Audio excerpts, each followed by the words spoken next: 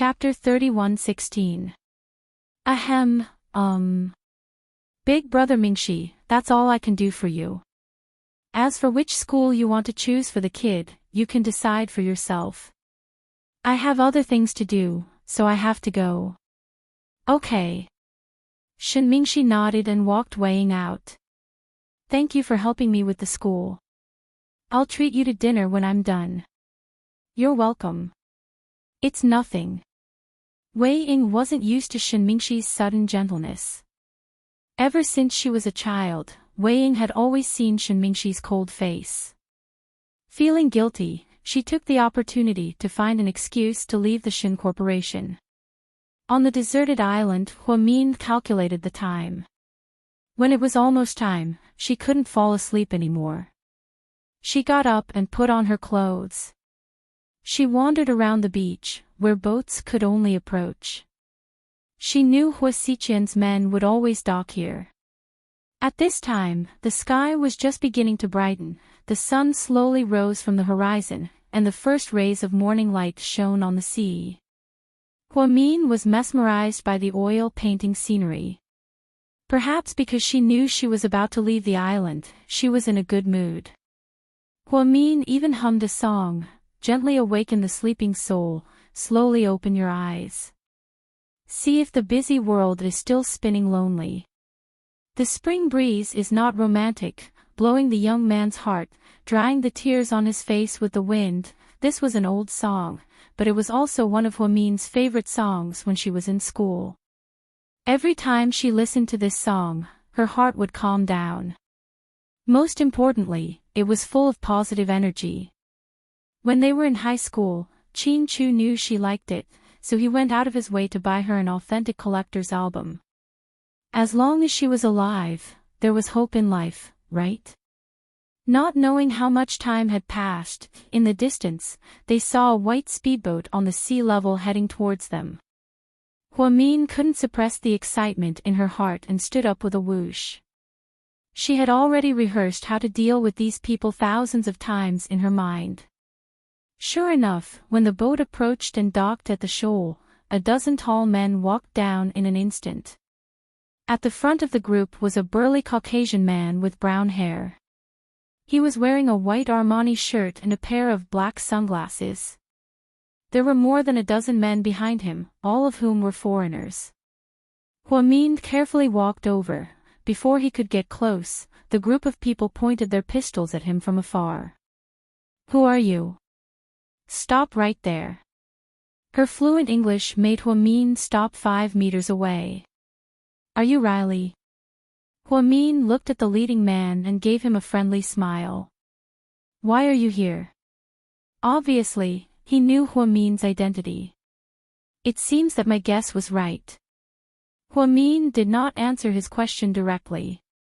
Instead, he muttered to himself. "Where's the boss?" Riley glanced around and didn't see Hua Xiqian, so he raised his guard. "Are you asking about Hua Xiqian? Speaking of which, things are a bit complicated." Huamin also spoke to him in fluent English. Riley's expression changed slightly. He grabbed the pistol from his subordinate and strode up to Huamin. A black pistol was pressed against Huamin's head. "Tell me, where is my boss? What did you do to him?"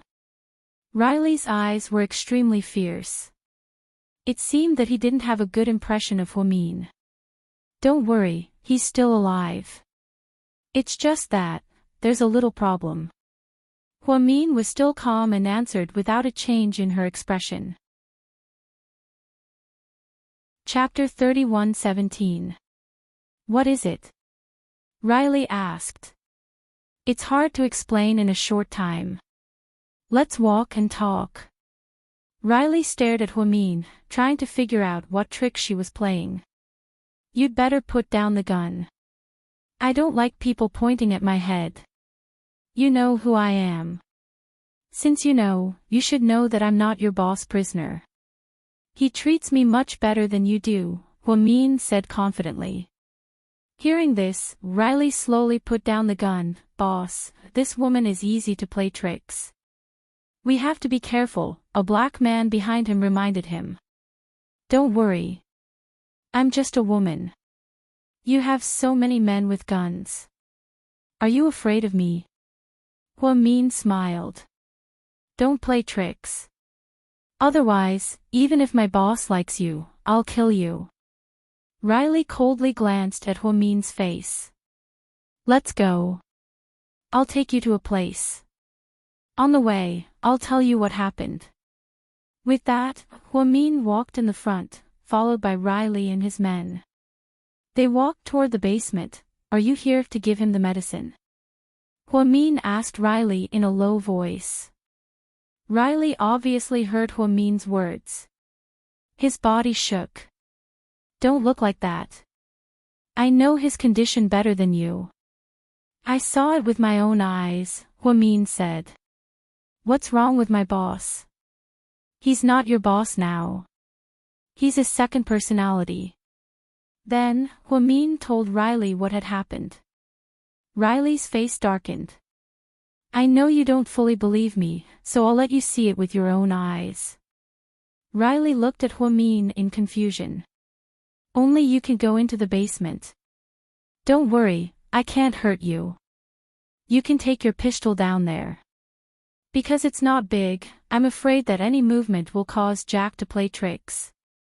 So, follow me down and do as I say. Then, you'll know the truth. Boss, I'll go down. I'll replace you. A white man behind him seemed to care a lot about Riley.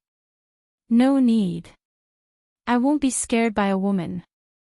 You guys wait here. I'll go down.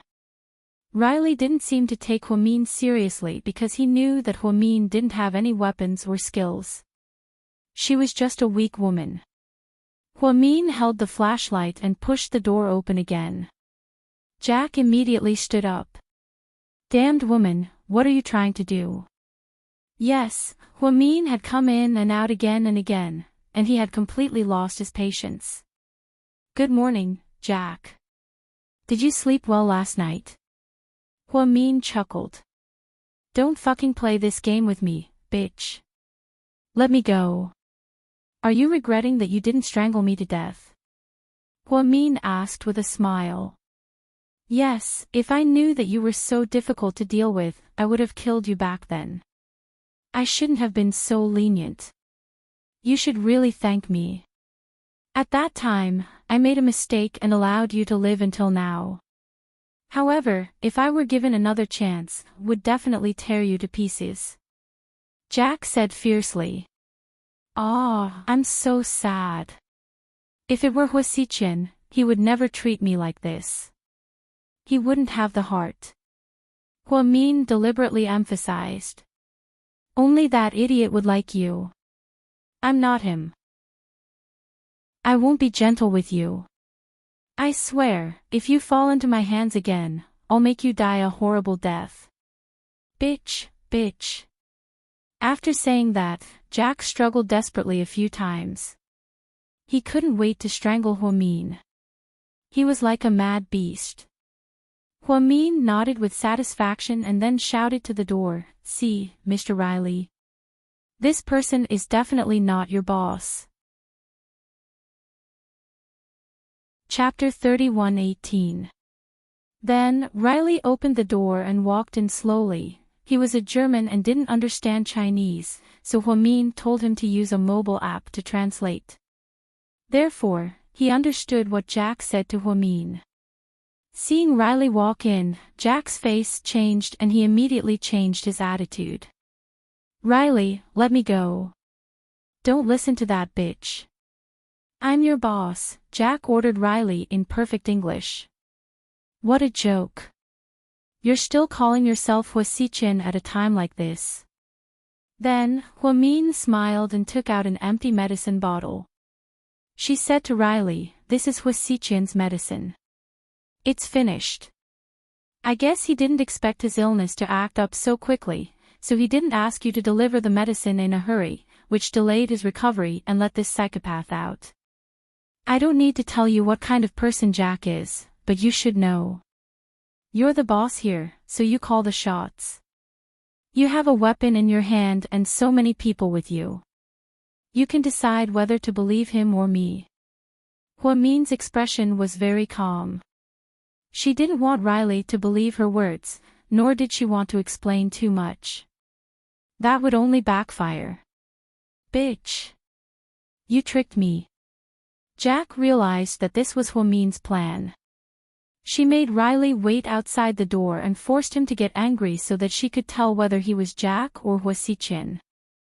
Riley, don't believe her. This bitch locked me up. I'm your boss. Let me go. Jack wanted to get out even more urgently. He pinned his hope on Riley. Seeing that Riley didn't say anything and just looked at him, Jack said anxiously, I'm really your boss, Riley. Have you forgotten that we used to go to RG restaurant to eat steak and drink German beer in Germany? I also told you that I hated Ian and Nalo very much. You also told me that your sister was killed by Ian and that you wanted to take revenge on him. Have you forgotten all these? Jack tried to use Huasichin's memory to make Riley believe that he was the real Huasichin. But Riley was unmoved. Jack vaguely felt that something was wrong. Unexpectedly, Huamin turned to Riley and said with a smile, See. I told you that Jack is a psychopath with a high IQ. The fact that he shared memories with Huasichin is very abnormal. I was almost fooled by him before, but now that I know it, it's all right. Yes. You're really not my boss. Riley looked at Jack calmly. Huamin, you damn woman. What on earth did you say to him? Jack vented his anger on Huamin again. Because on the way here, I told Riley about your situation, including what kind of words you would say and what kind of methods you would use. Jack was slightly shocked. Huamin was such a terrifying and meticulous woman. Are you surprised? Are you surprised? Huamin smiled. Aw. I'm going to kill you, bitch. Jack struggled against the chains with all his might. However, Riley punched him in the stomach, then, he slowly leaned against the wall and collapsed. Be quiet, you bastard. Riley looked at Jack angrily. I think you can give him the medicine you brought. After a day and a night, your real boss will be back. Hearing this, Riley walked over, pinched Jack's mouth, opened the medicine bottle in his hand, and stuffed it into his mouth. Give it to me, you piece of shit. Go away, don't touch me. Jack seemed to resist, but Riley forced the medicine down his throat. Chapter 31:19. After Riley poured the medicine into Jack's mouth, Jack collapsed on the ground, exhausted. Riley, you can't beat this woman. If you don't guard against her, Huasichin will deal with you when she escapes. Jack was still cursing behind Riley and Huamin as they walked out. Huamian chuckled and said, Jack seems to think highly of me. He thinks that a weak woman like me can run away from you guys with heavy weapons. Riley glanced at Huamin but didn't say anything. When they came out, the sun was up. It was very hot on the island, and the ultraviolet rays were very strong. After walking on the island for a while, they were covered in sweat. When will he wake up? Did you say he's your boss? Huamin asked. Yeah. Didn't I tell you to let him sleep for a day and a night? We have to see if he really wakes up. Riley didn't say anything. When are you leaving? Huamin asked him. I want to see my boss wake up. Don't worry. I won't do anything to your boss. After all, if he dies, I won't live either, Huamin said. Just then, Riley looked at his subordinates and said, Move everything off the boat. We'll sleep here tonight. Okay. Then, a dozen men went to the boat and moved off the new round of supplies for Huasichin. There was food, drink, red wine, steak, and even frozen seafood. Huamin knew Huasichin didn't like seafood. It seemed that these were prepared for her. Just then, one of his subordinates came over with a big box and placed it at Huamin's feet. "Boss prepared this for Miss Hua," the man said in English. "Don't you want to open it and see?" Riley asked Huamin. Huamin slowly squatted down and opened the box. His heart instantly warmed. There were many newborn clothes, little socks, little hats, some pink, some blue. There were also baby bottles and powdered milk, and even some nutritional products for pregnant women. "Boss asked me to bring these over. They're all made in Germany, and I bought the most expensive ones," Riley said. "I can tell. So, don't try anything funny. Just stay here. The boss treats you well." Huamin sneered. "Ha, you make it sound like I should be grateful to him instead of hating him. Of course you should be grateful to him. He gave you everything you have." Riley seemed to respect Hua Xiqian very much and wouldn't allow Huamin to say no. Huamin took a deep breath and slowly stood up. He looked at Riley and said, "A thief stole a chicken from the chicken coop in the middle of the night. When they escaped, the chicken coop caught on fire. The chicken suddenly realized that if it hadn't been stolen, it would have been burned to death. So, it was very grateful to the thief. So, even if Hua Xiqian, your honorable boss, kidnapped me and separated me from my husband and my children, I should be grateful to him. At least I'm still alive and well, right?" Riley didn't say anything. "What kind of logic is this? Tell me, is this a bastard's logic?" Huamin asked. "I don't allow you to talk about my boss like that." Riley seemed a little angry. "He's your boss, not mine." Then, Huamin was angry and turned to walk back to the cabin. After Huamin entered the cabin alone, he immediately stood in front of the window nervously and watched them. He didn't know if his plan would succeed. Chapter 31:20. The sun on the island was getting hotter and hotter. Huamin looked through the window and saw that Riley and his men were all sweating from the heat. "Boss, I'm thirsty. Let's get some water." "Wait." Riley stopped his men. "What's wrong? Don't go to the wooden house." "Boss, you don't trust that woman." Riley didn't speak. He just asked his men, "Did we bring anything on board this time?" "Not this time. You only told us to bring Boss Hua's wine and some daily necessities like milk powder, okay? I got it. Boss, where should we drink the water?" "There's a basement over there. I saw Boss Hua store the mineral water there. You guys go down and bring 2 boxes up." "Okay." "Wait." Riley was still worried. "Don't take the ones on the surface. Take the ones at the bottom," Riley ordered. "Yes, boss. We'll go right away." With that, several of his men went straight to the basement. In the wooden house, Huamin was finally relieved. It seemed that they had taken the bait. Riley was indeed suspicious, just like Hua Xiqian. Luckily, she had prepared for this and had tampered with the water above and below. Sure enough, within an hour after drinking the water, the men began to have abdominal pain. Then, very small red spots appeared on their bodies. "Boss, we seem to have been poisoned," someone said as he looked at the spots on his arms. "Go and get that woman for me," Riley said fiercely. "No need. I'll do it myself." Huamin walked out of the wooden house with a smile. "You poisoned us." "Yeah." Huamin continued to smile. "Do you believe that I'll shoot you right now?" Riley picked up the gun and pointed it at Huamin's head again. "I do.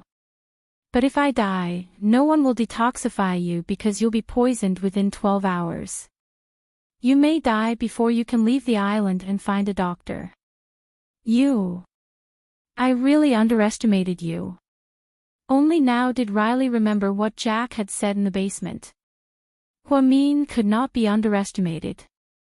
So, are you waiting for death now, or are you waiting for death after you kill me? Huamin asked. What do you want? Riley knew that Huamin must have her purpose. Oh, can I state my conditions now? Huamin asked. Riley and the dozen subordinates behind him all covered their abdomens and looked at her with painful expressions, their eyes full of hatred. Tell me, what do you want? Riley stared at Huamin. I want to leave the island. Dream on. Impossible. As soon as Huamin finished speaking, Riley immediately denied it. Yes, this woman had left the island. How big of a crime was that? Could he bear it?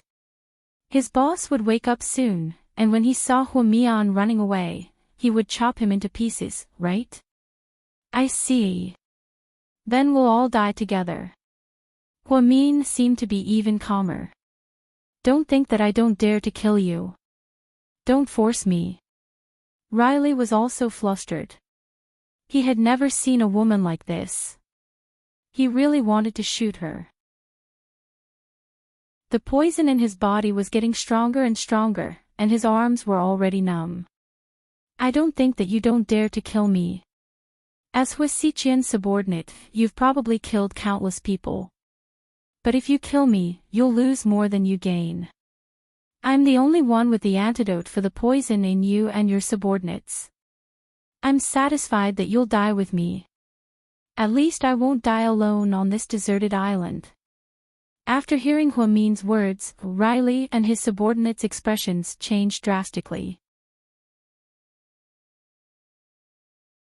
Chapter 31-21. How can there be such a powerful poison on this island? Someone asked curiously. Yes, Riley didn't know either. They had been on the island for a long time. If this woman was poisonous, why didn't she attack Huasiqian earlier? Why did she attack them when Huasiqian was sick? Huamin smiled but didn't say anything. Speaking of this, it all started from the day when he was returning to the cabin from the basement. He found a weed on the way back. Others might not think much of it, but Huamin was a doctor. She was proficient in medicine and had read many books on Chinese herbs. She knew many valuable herbs. This soul-eating grass grew quietly and inconspicuously. However, Huamin found it and treated it like a treasure. That day, after Huamian took the herb back, she mixed it with other things to dilute the poison in the soul-eating grass and made a poison.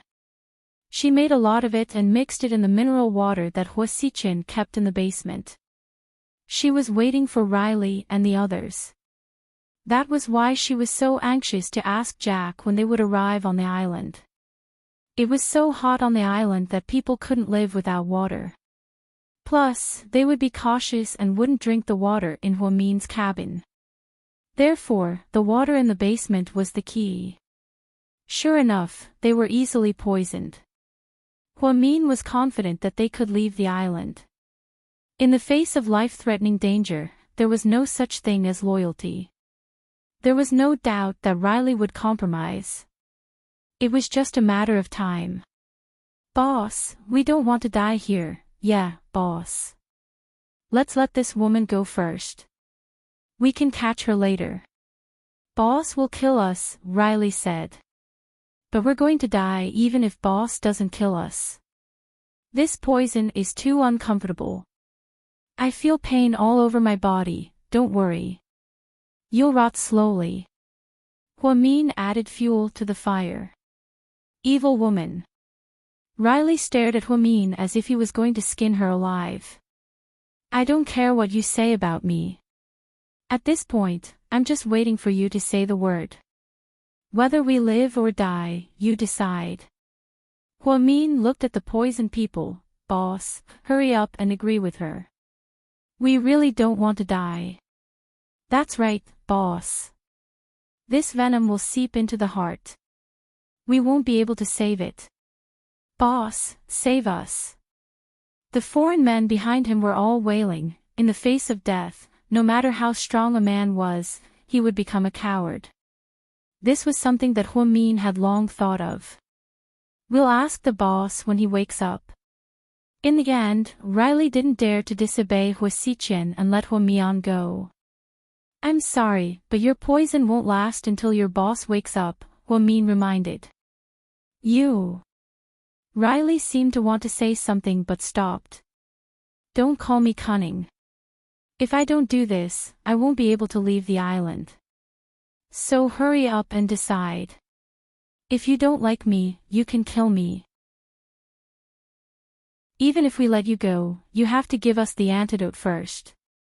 Otherwise, how can we take you away on the speedboat? Don't treat me like a 3-year-old kid. After you agree to my request, I'll give the antidote to your speedboat driver and let him take us away.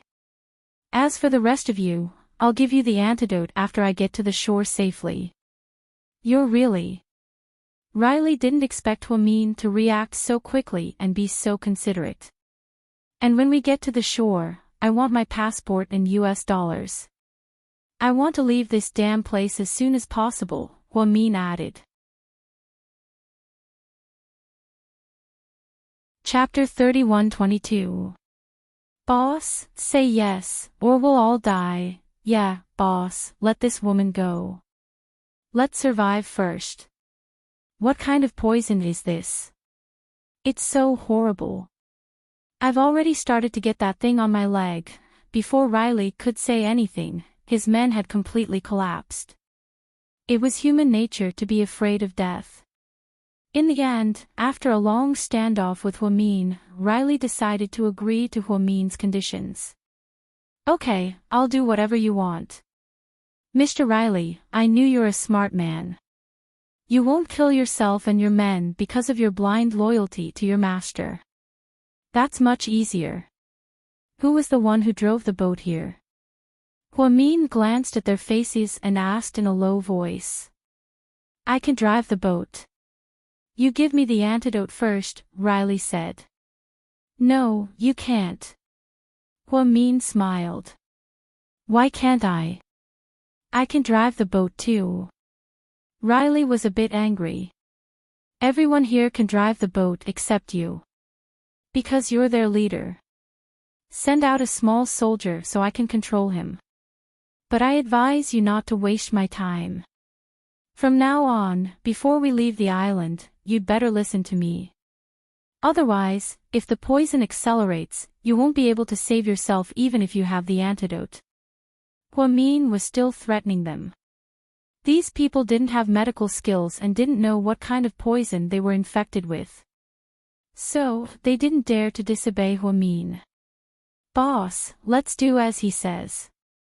John, come out and drive the boat. Riley glared at a skinny white man who was sneaking around.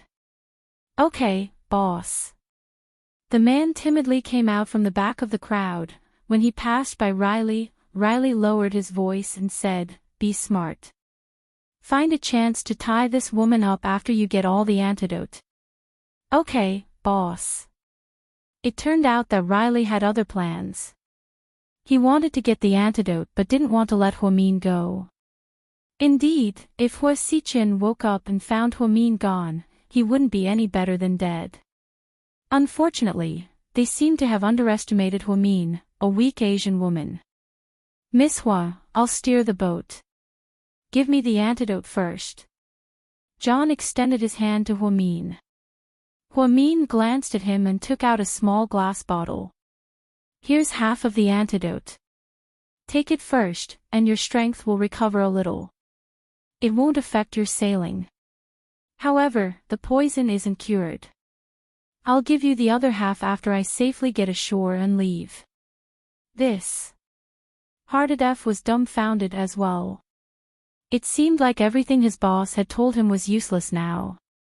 Of course, I'm doing this because I'm afraid that you'll go back on your word and hurt me.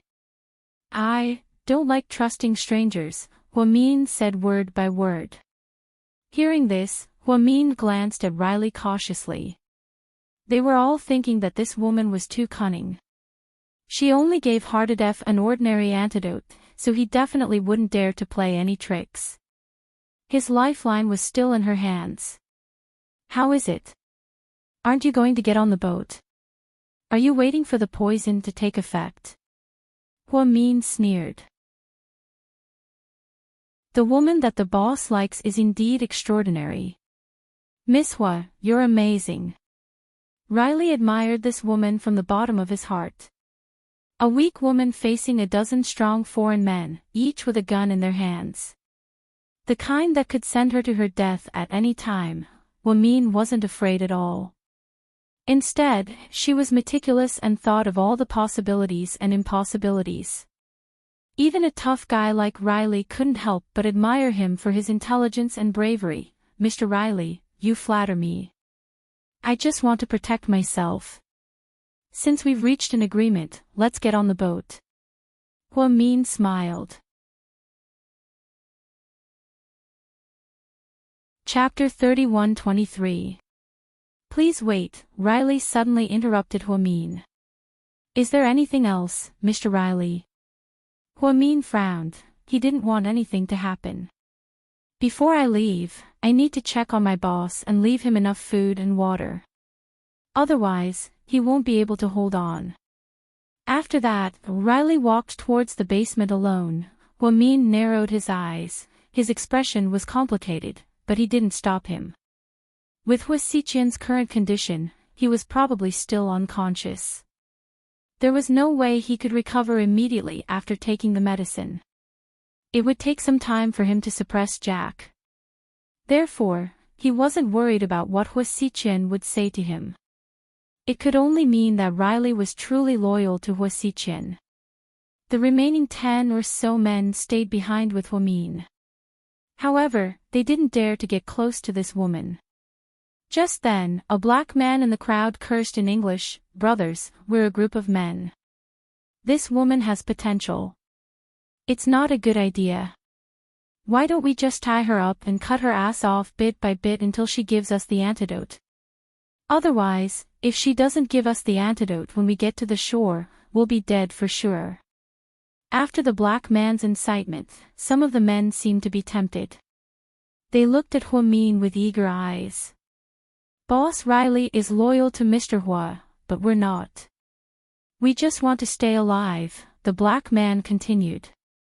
But if Mr. Hua wakes up and finds out that we hurt this woman, we'll die too. Boss Riley said that we can't let a single hair of this woman go missing. Someone seemed to be worried. We don't care whose woman she's in our current state. We're about to die. Plus, she's so timid. She won't wait for us to cut her before she gives us the antidote. She'll probably give us the antidote right away. What do you think? The black man suddenly stood up, enduring the pain. The others were also incited, but they didn't dare to act rashly. They knew that Riley would be back in a moment. Hua-min coldly glanced at the black man's face. Black man, I advise you not to do this. What's wrong? Are you scared, bitch? If you're scared, then take out the antidote.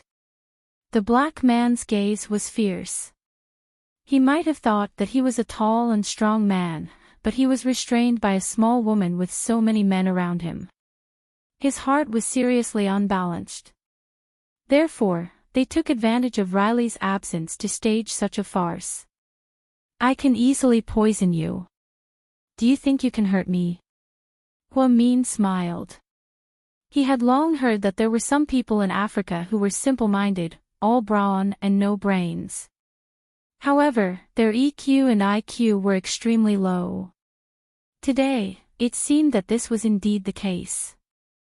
This black man, who had started the trouble, had stepped forward to stir up trouble and find fault with Hua-min. He was really not smart. However, he did not seem to know that he was in the wrong. Woman, don't scare me. Boss is afraid of you and doesn't dare to touch you, but I don't care. If you don't hand over the antidote, I'll break your neck right now. As he spoke, he slowly walked towards Hua-min. It's not a good thing for you to get close to me like this. Why don't you just take out your gun? Hua-min reminded him. I don't need a gun to deal with an ant like you. The black man seemed to be very conceited, thinking that victory was already in his hands.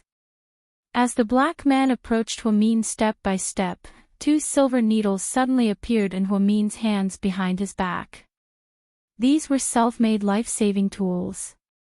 She didn't think that she would have to use them so soon. Unfortunately, before the black man could reach Huamin, a gunshot was heard. Then, everyone was dumbfounded. Chapter 31-24. Boss, Huamin's subordinates saw Riley raise his gun not far behind Huamin. As for that black ghost, he had already fallen to the ground with a loud thud, with a large bloody hole in his head. Seeing this, Huamin's stomach churned and she almost threw up. Turning her head, she covered her chest and retched. Are you okay? Riley walked over and glanced at Huamin expressionlessly. Huamin shook his head and didn't want to speak. The rest of you, listen up. If anyone dares to hurt Miss Hua, you'll end up like him. Pointing at the fallen black guy, Riley said righteously. Yes, he had always known how important this woman was to their boss. Boss, we didn't do that. It was him. He provoked us. Okay. Stop talking. Let's get on the boat. Finally, Huamin followed them onto the speedboat and watched it leave the island. Huamin heaved a long sigh of relief. I hope I'll never come back to this damned place. Huamin murmured to herself. This place was heaven for Hua Xichen, but it was hell for her. Baby, Mommy will take you home. Let's go find Daddy and Sis. Huamin touched the baby in her belly and smiled contentedly for the first time in days. Meanwhile, Qin Chu was still on the plane to Australia. President Qin, here are the files you asked for. Qin Chu took the files and found it was a thick stack. He didn't expect there to be so many islands near Australia. If he searched them one by one, how long would it take? After a moment of consideration, he decided to call Lu Yan again. Lu Yan was very high-tech and could even make calls and video calls while flying. No one could beat her. The watches she and the professor were wearing were specially made by the professor and were very powerful communication devices. Coincidentally, before Qin Chu could call her, Lu Yan called him first. Brother-in-law, where are you? He's in transit. Roar, then I'm faster than you. I'll land in an hour. I have a lot of information about the large and small islands near Australia, but there are too many of them. I think it's a waste of time. Can you find a way to quickly filter some of them? Well, I have a way. Leave it to me. I don't need any information. Once I land, I need to meet someone important. Who? Qin Chu was curious. It's a secret, Ha. But if we succeed this time, you don't have to thank me, you have to thank Xiao Fei. Before Lu Yan could finish her words, Xiao Fei cut off the video call. Damn it. Why can't I finish? Lu Yan looked innocent. Are you stupid? Why are you telling brother-in-law all this? Don't worry, brother-in-law won't laugh at you. Ha, after all, you're doing this for the sake of saving my sister. Even so, you're not allowed to say it. You're not allowed to say it, do you hear me? Xiao Fei was going crazy, maybe Lu Yan was out of her mind to come up with such a stupid idea. You'll land in an hour, Psycho Xiao. Do your best. Ha. I do have a specialty. Do you want to try it? Xiao Fei suddenly leaned close to Lu Yan's face. Lu Yan's cheeks instantly turned red. Pervert, you're taking advantage of me. Lu Yan punched Xiao Fei with her fist. I didn't even touch you. You call that taking advantage of me? Miss Lu Yan, are you paranoid? Xiao Fei rolled his eyes at Lu Yan.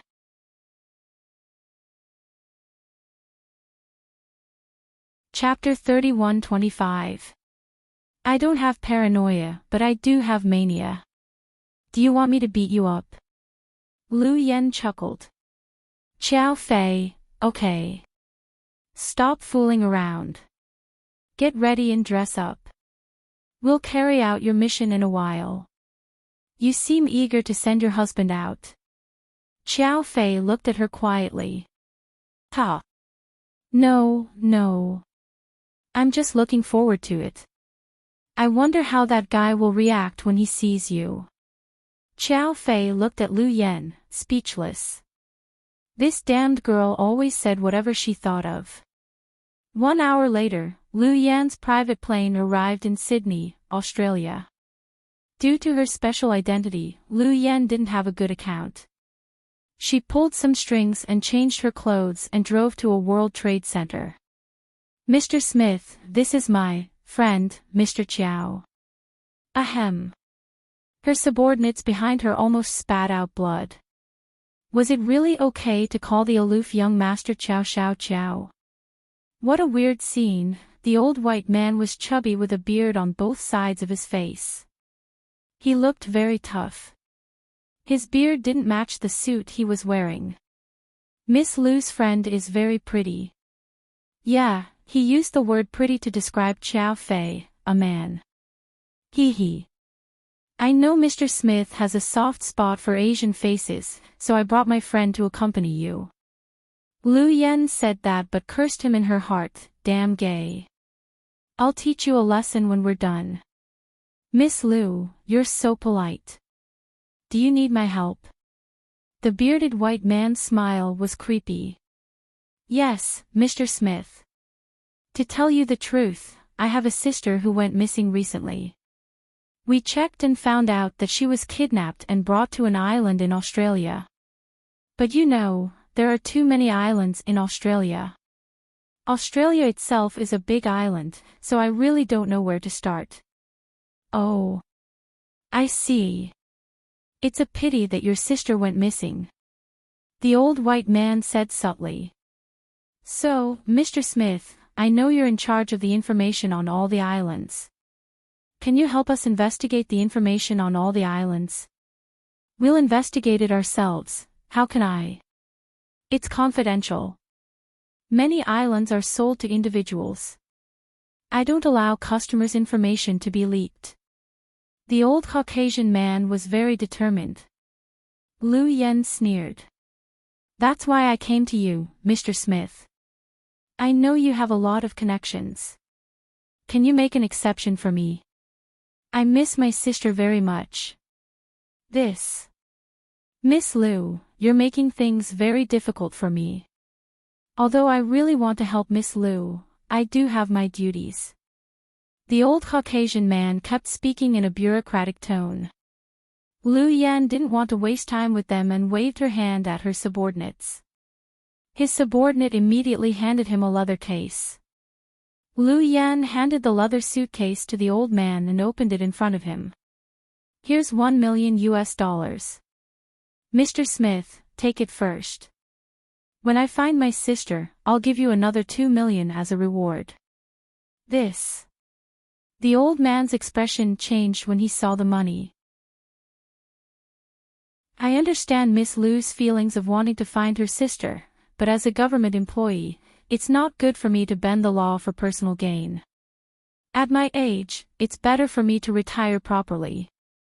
Chiao, ahem. Why don't you go and pour a cup of tea for Mr. Smith?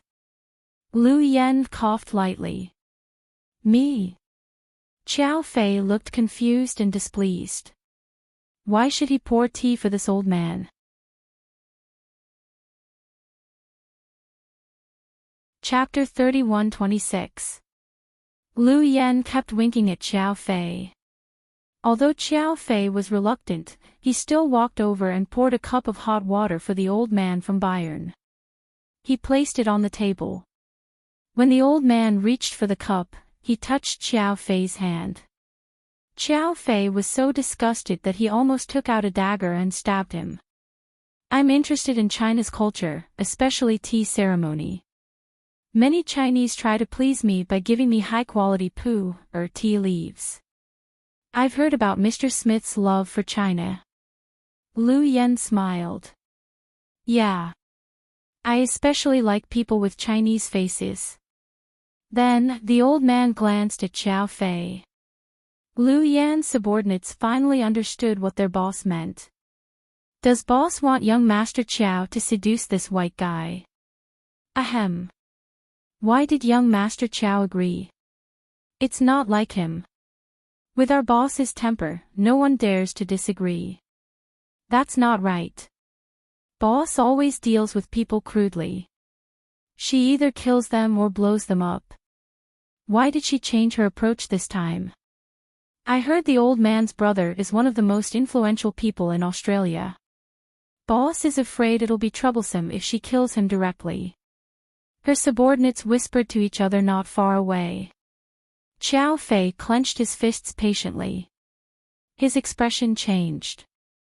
Lu Yan immediately walked over and put her arm around Xiao Fei's shoulder.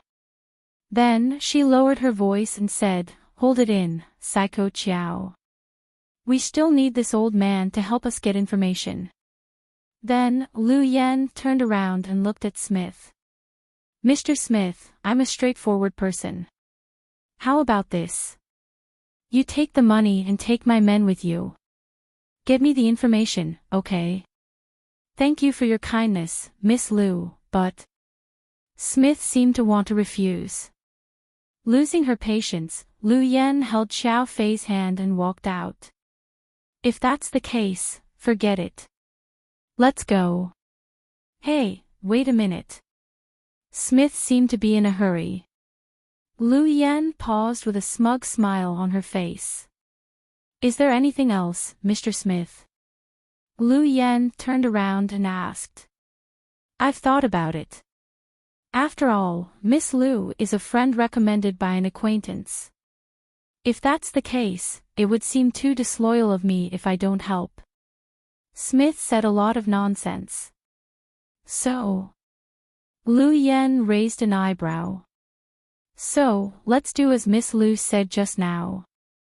I've taken the money, and I'll take her away. I'll get someone to send the information to you right away, but there's one thing." "What is it?" Lu Yan was displeased to see the old man's condition. "You can only read the information here. You can't take it away. After all, this is a confidential document. If it gets leaked and falls into the hands of others, I'll be dead for sure," Schmidt said. Lu Yan knew the files Schmidt took out contained information about the hidden billionaires in the world. Many of the islands were bought by them at sky-high prices, but they didn't want to attract attention.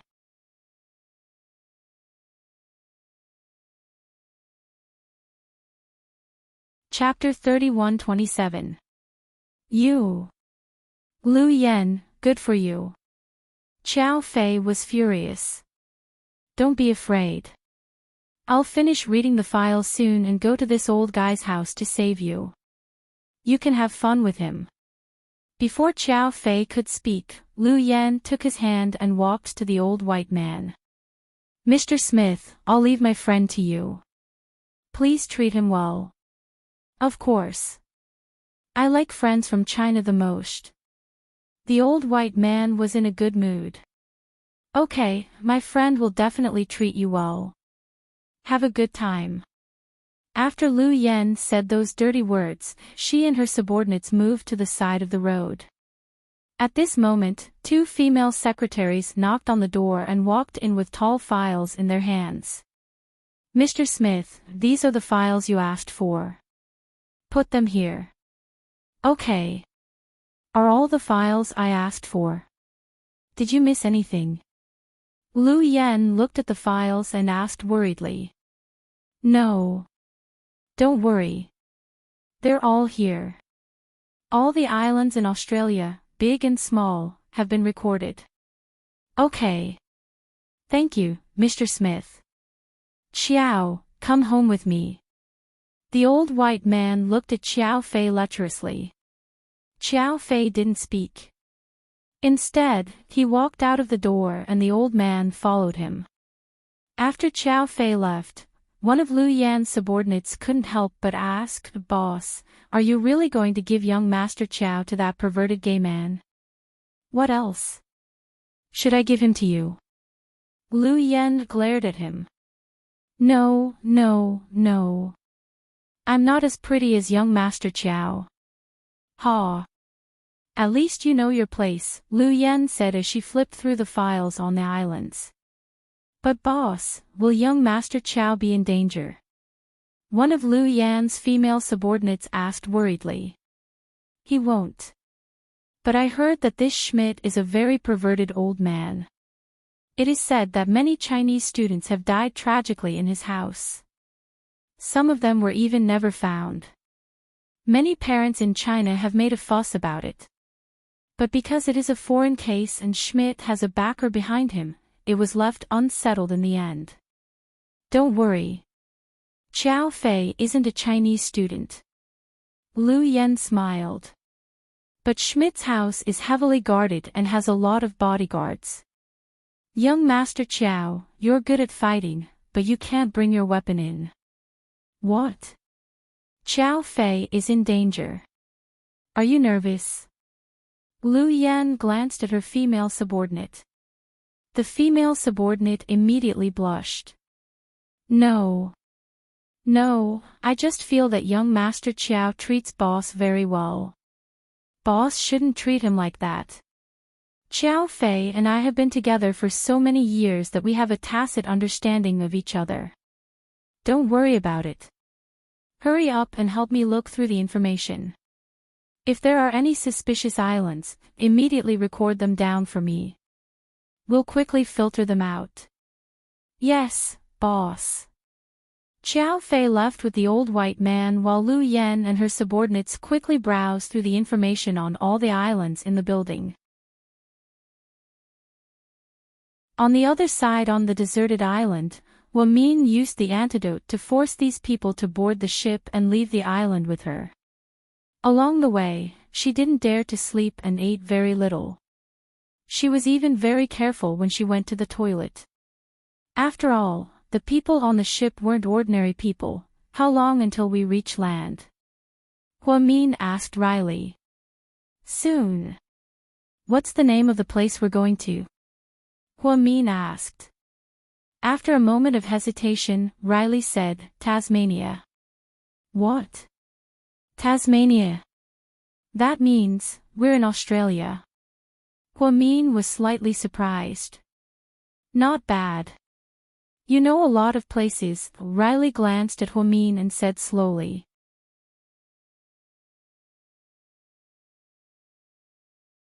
Chapter 31-28. Min was no stranger to Australia. She liked to travel and had studied many beautiful towns around the world. Tasmania was one of them. As a famous town in Australia, it had a good location and beautiful scenery. It was only 240 kilometers away from Victoria. Min always thought she was kidnapped to an island far, far away in Africa. She didn't expect that she was still in Australia. Although he was surprised, there was still a trace of joy in his heart after the surprise. She suddenly felt that she was very close to home. Miss Hua, forgive me for asking, but I really don't understand. My boss is so good to you. Why do you hate him? Although it was Riley's first time meeting Min, he had heard a lot about her. Hua Xiqin had been thinking about this woman for so many years. What kind of logic is that? If someone is good to you, you have to marry him. Min laughed. Riley, love is the most unreasonable thing in the world. It's hard to explain, and it's mutual. It's not one-sided. Love itself is a wonderful thing, and it shouldn't become a forced pain. As for your boss's obsession with me, I've always wanted to tell you that it's because he's been unhappy all these years that he can't bear to see other people's happiness. My husband, Qin Chu, treats me better than your boss in his entire life, but don't you think it's rare for someone to be obsessed with you all these years? So what? Do I have to marry him because of this? I don't love him. How do you want me to live with him? But as far as I know, you don't love your ex-boyfriend either. But you still dated him in college, Riley said calmly. Ha, you know a lot. Hua-min was surprised that Riley knew about her relationship with her ex-boyfriend, Ning Ziyuan. This meant that Hua Xiqian's subordinate had done a lot of research on him. My story with Ning Ziyuan is actually very simple. Back then, there was a misunderstanding between me and my husband. After being separated for many years, I always thought that I should live a normal life. Hua-min no longer wanted to talk about the past. The grudge between her and Ning Ziyuan had already been written off. If someone hadn't deliberately mentioned it, she wouldn't have even remembered who this person was. It wasn't that Hua-min was heartless, but that Ning Ziyuan didn't leave much color in Hua-min's life. He didn't love Hua-min as much as Qin Chu did, nor was he as great as Su Yu, who treated Hua-min well without asking for anything in return. There was also no one like Hua Xiqian who persisted until now. Therefore, there was really nothing much to say about that person. Okay, everyone says that Miss Hua has a high IQ. You're indeed very logical when you speak. Riley smiled. Cut the crap. We're not friends. I don't need to chat with you here. Since we're almost on land, where are my money and passport? Hua-min asked. Money is not a problem. You don't need 1,000 yuan. I can even give you 10,000 yuan, said Riley. However, from his tone, it seemed that there was more to it, so Hua-min didn't rush to answer. As expected, Riley continued, It's not that I don't want to do the passport. I don't have your passport at all. Then how did I get here? Hua-min questioned. When you came here, you were still unconscious. Boss pulled some strings to bring you here. Boss probably has a forged passport, but it's not with me. Then won't it be troublesome for me to stay here without an identity? Hua-min questioned. Yes, overseas people often check documents. It was very troublesome for a foreigner to stay here without a passport. They couldn't even take a plane or a truck or leave here.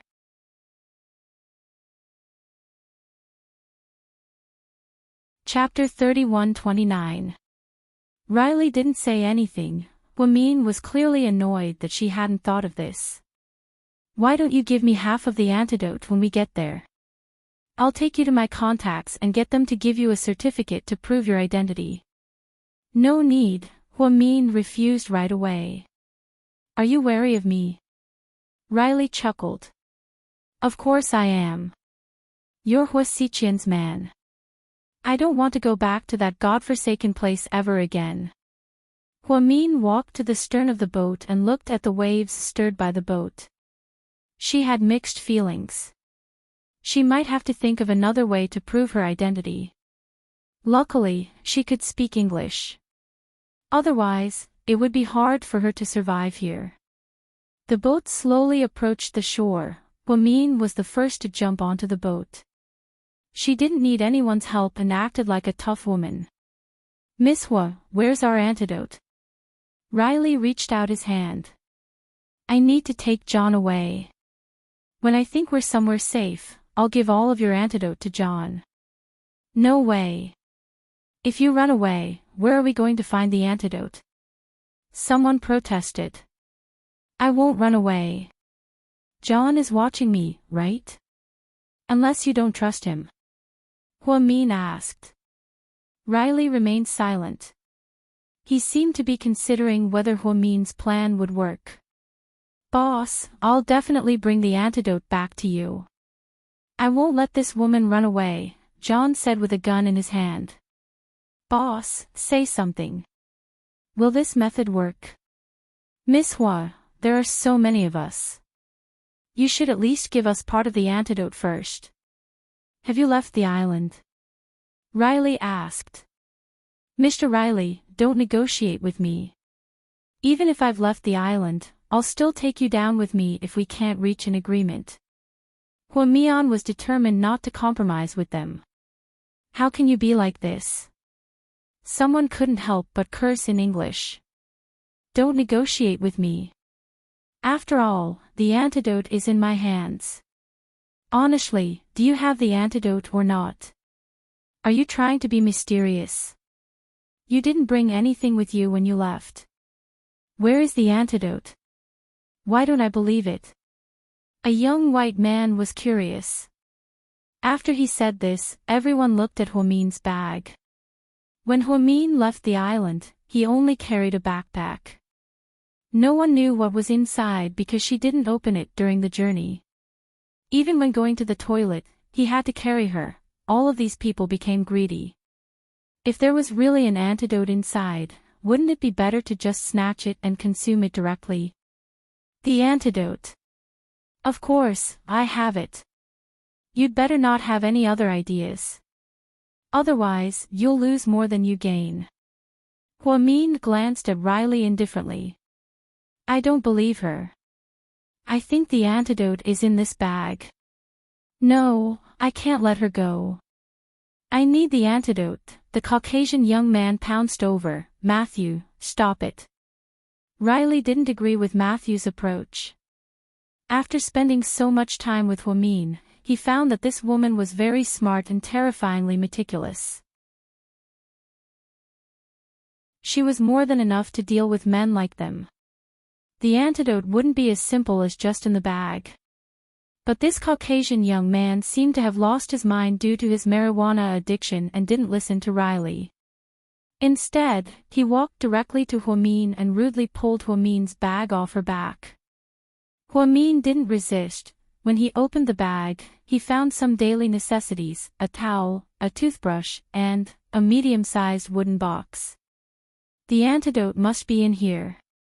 After the Caucasian young man said this, the other's eyes lit up. I advise you not to touch my things. Huamin warned with a dark face.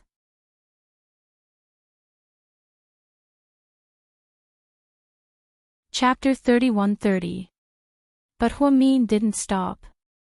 He pushed Huamin away roughly, snatched the box, and opened it impatiently. In an instant, his hand was bitten by something. Then, he threw the box on the ground. Everyone's faces turned pale when they saw the little thing inside. Little sweetheart, are you scared? Huamin immediately squatted down and picked up the little insect on the ground.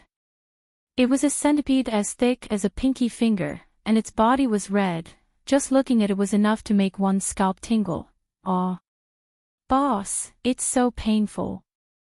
The young white man suddenly fell to the ground with a thud. His face turned green, and he was in so much pain that he wanted to die. Riley took a look and saw that Matthew's entire arm had started to turn black and blue. What bit him? Riley looked at Huamin. Didn't you see it? It's a poisonous centipede. Huamin touched the centipede with his hand, and the men all retreated in fear. Boss, it hurts, help me. The man looked at Riley and screamed for help. Then, he rolled on the ground. Miss Hua. Riley seemed to want to ask Huamin for help. I can't do anything. I told him not to touch my things, but he wouldn't listen, Huamin said. Hurry up and give him the antidote for the centipede. He didn't do it on purpose, Riley said. He didn't do it on purpose. Also, there's no antidote for the centipede. So, you guys better stay away from me. I'm really scared that my pet will accidentally bite you. If that happens, there'll be nothing I can do. Then, Huamin purposely rubbed the centipede in front of Riley's face, making him retreat in fear. At this moment, the white young man lying on the ground was foaming at the mouth. He looked like he was dying. Someone wanted to help him up, but Huamin reminded them coldly, you better not touch him. He's poisoned. If you want to die, do it. After saying that, those people all retreated again and distanced themselves from Matthew. Boss, what should we do? Someone asked Riley. Riley glanced at Matthew helplessly and took out his pistol. "Bro, I'll give you a quick death." With a bang, the man's head was shot by Riley's pistol. Red blood immediately flowed out and soaked the ground. "If it's poisonous, why didn't it bite you?" someone asked Hua in English. "Because he saw the deadly centipede lying motionlessly in Huamian's palm like a child." "Because it's my pet, you're a psycho." Riley looked at Huamian with a chill in his heart. "A psycho? Huh, you flatter me.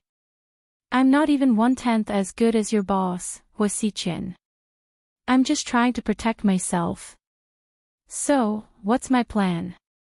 If John comes with me, I'll give him the antidote. But if you continue to confront me, I'm not sure how long it'll take for the poison to take effect." Huamin wasn't a person who was willing to be led by the nose. At critical moments, he always surprised people.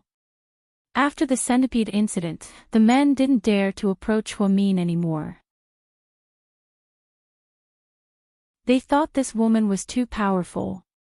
They didn't know how many things she had that were related to pain. They were really afraid that she might drag out a king cobra at any time. "Okay, I agree." Finally, Riley compromised and agreed to Huamin's condition.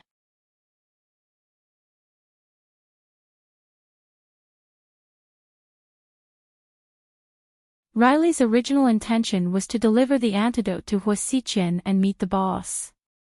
He didn't expect such a big thing to happen, and the boss was still unconscious on the deserted island. When he woke up and found that Huamin was gone, he might be furious. He might even kill them all.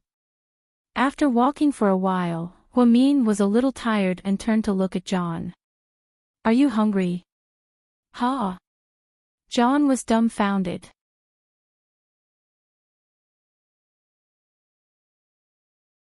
Chapter 31-32. I asked, "Are you hungry?" Huamin repeated. "Oh. I'm okay." John didn't know how to answer Huamin's question. "But I'm hungry. Can you take me to a place to eat first?" "Okay. Should we go to a Chinese restaurant?" John asked. "No.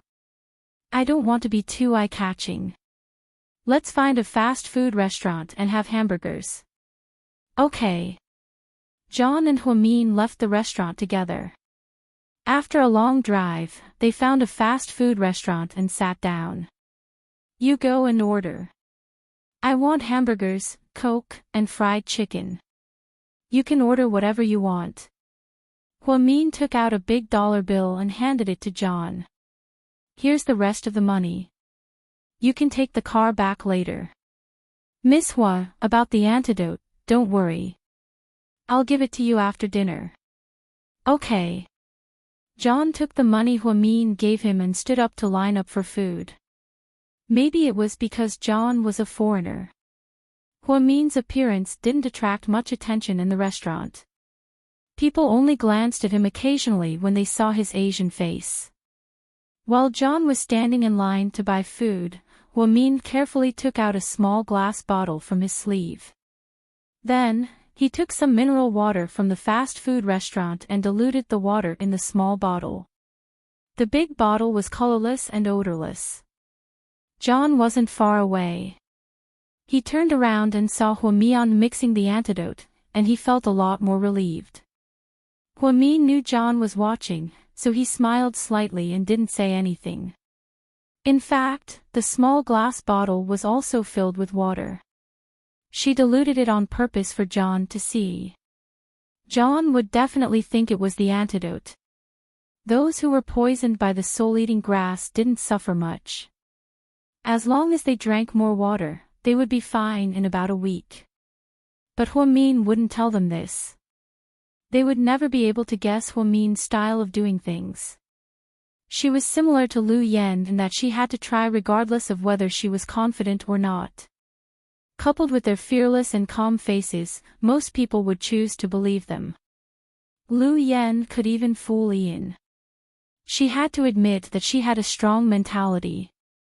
John came back with his shopping and put the tray on the table. Hua-min ate and drank the hamburger and cola without saying a word. Miss Hua. Then, why didn't the centipede bite you? Heartedef had been wanting to ask this all along. Because it likes me. John, Miss Hua, don't lie to me. I don't believe you.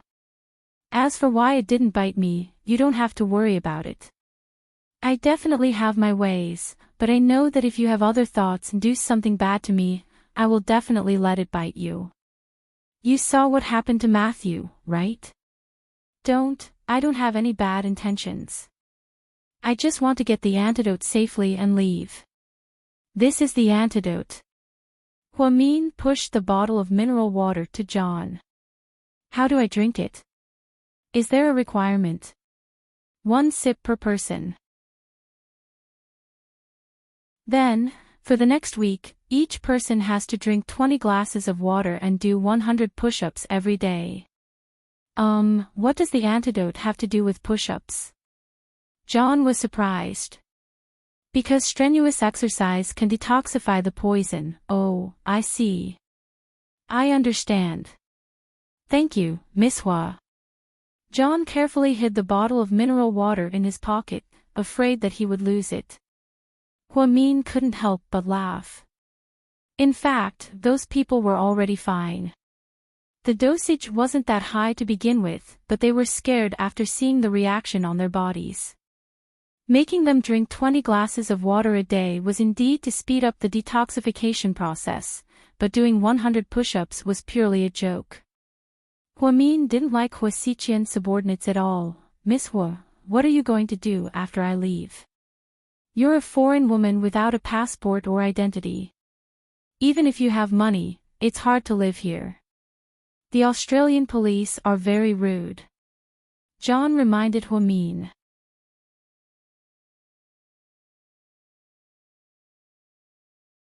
Chapter 31-33.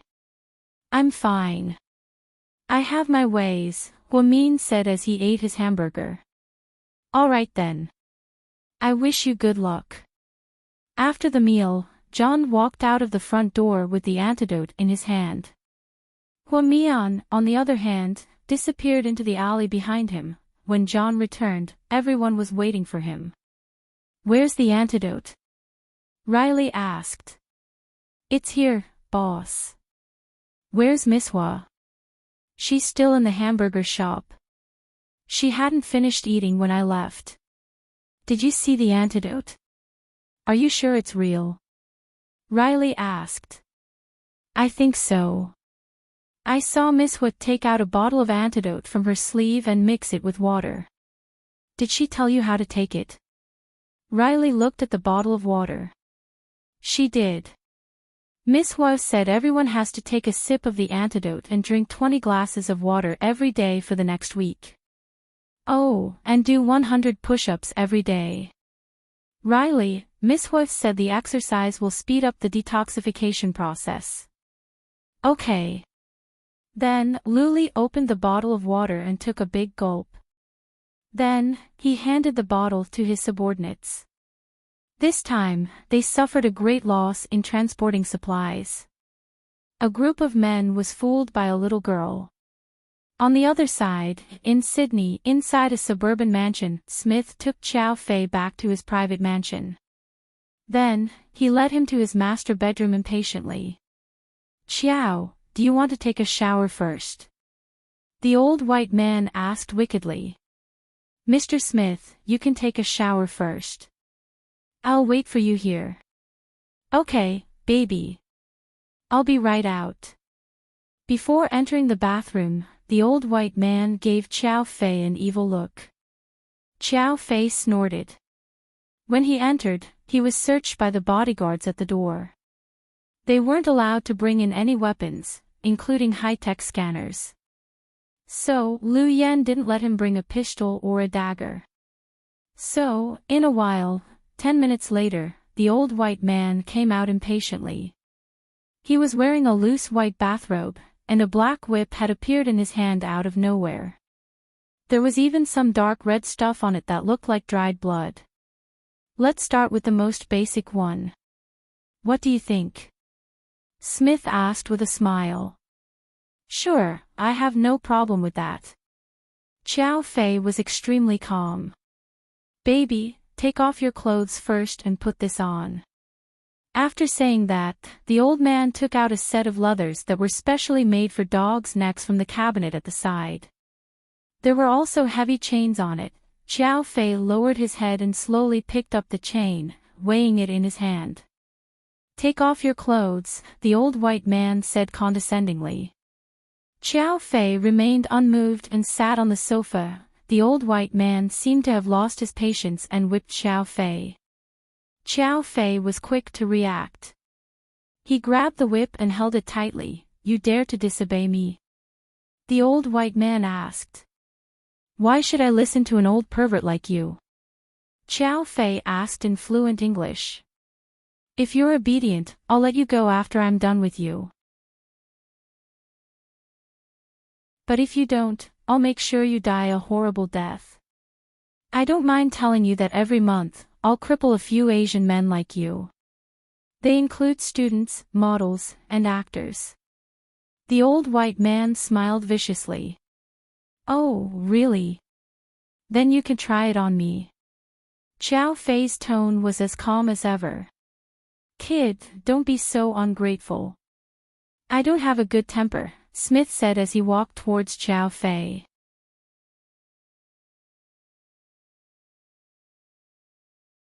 Chapter 31-34. Hee hee. What a coincidence. I don't have a good temper either. Xiao Fei stood up slowly. The old man lunged at Xiao Fei's face. Before he could grab Xiao Fei's collar, Xiao Fei grabbed him by the neck. What? What do you want? Can't you see? Xiao Fei glanced at the old man's face coldly. Do you believe that I'll call my bodyguards right now? Without waiting for him to finish, Xiao Fei put the dog leash that he had been fiddling with for a long time around his neck. Then, he tightened his grip. Ah! Cough! Cough! Smith wanted to scream for help but couldn't even make a sound. I won't kill you immediately. I'll let you hang here half dead, Xiao Fei said. Then, he forcefully dragged Smith's broad body all the way to the hanger. He pulled on the chain around Smith's neck, and in this way, Smith's entire body was suspended in the air. He wouldn't die, but he felt terrible and couldn't make a sound. Xiao Fei didn't hurry to leave. Instead, he dragged a chair to the old man. Then, he took out his cell phone and started playing games to waste time. Smith didn't expect to meet a ghost after walking in the dark for so long. After torturing so many Asian boys, this was the first time he met someone so terrifying and cold-blooded. Xiao Fei's movements were so clean that he didn't have time to call for help. There were no sounds of fighting in the house, so the bodyguards outside the door couldn't find anything wrong. Smith's expression showed that he was in so much pain that he wanted to die. But Xiao Fei could still play games on his cell phone calmly. He was even in the mood to call the landlord. In less than 15 minutes, someone snuck into the house through the window.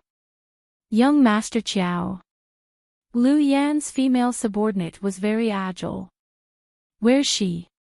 Boss didn't come. She asked me to pick you up. Are you okay? I'm fine. Let's go. Don't we need to kill him? The female subordinate seemed to hate the old man. After all, he had flirted with young Master Qiao. No. If he dies, we'll have a lot of trouble. If we just leave like this, won't he be hanged? The female subordinate was also a little worried. She didn't seem to understand Xiao Fei's thoughts. No, half an hour later, his bodyguards will definitely come in to check if there's no movement. Alright, let's go then. Before leaving, Xiao Fei walked up to Smith and said slowly, Jin's men will come and help you down. But you better be smart. If you dare to cause trouble for us, your mansion will be razed to the ground. I'm not threatening you. You should know how many bombs Lu Yen has. Smith couldn't speak, and he couldn't answer. But from his eyes, it was clear that he was terrified. Then, Xiao Fei and Lu Yan's female subordinate left Schmidt's house. Where are we going to find her? Boss said that young Master Chiao has worked hard and asked me to book a seat for you to have a sumptuous lunch. What is she doing? Xiao Fei asked. Boss found 5 islands that are particularly good from the information on those islands, so he sent a helicopter over. Hey! Can't she wait for me? Xiao Fei was displeased. Boss said that young Master Chiao, the mission is too tiring and you should wait for her in Sydney. Xiao Fei, boss asked me to stay and protect you. I'll take you to lunch first, young Master Chiao, the female subordinate said. No, I'm not hungry. Do you need me to find a hotel for you to rest? No, I'll take a walk alone. You can go do your work. No, boss asked me to protect you. The female subordinate was stubborn. You protect me. Is Lu Yen drunk? Xiao Fei was furious. He didn't know what was wrong with him, but he got a female subordinate who followed him like a tail. Not far away, in a black Toyota, a man wearing sunglasses was quietly watching the scene.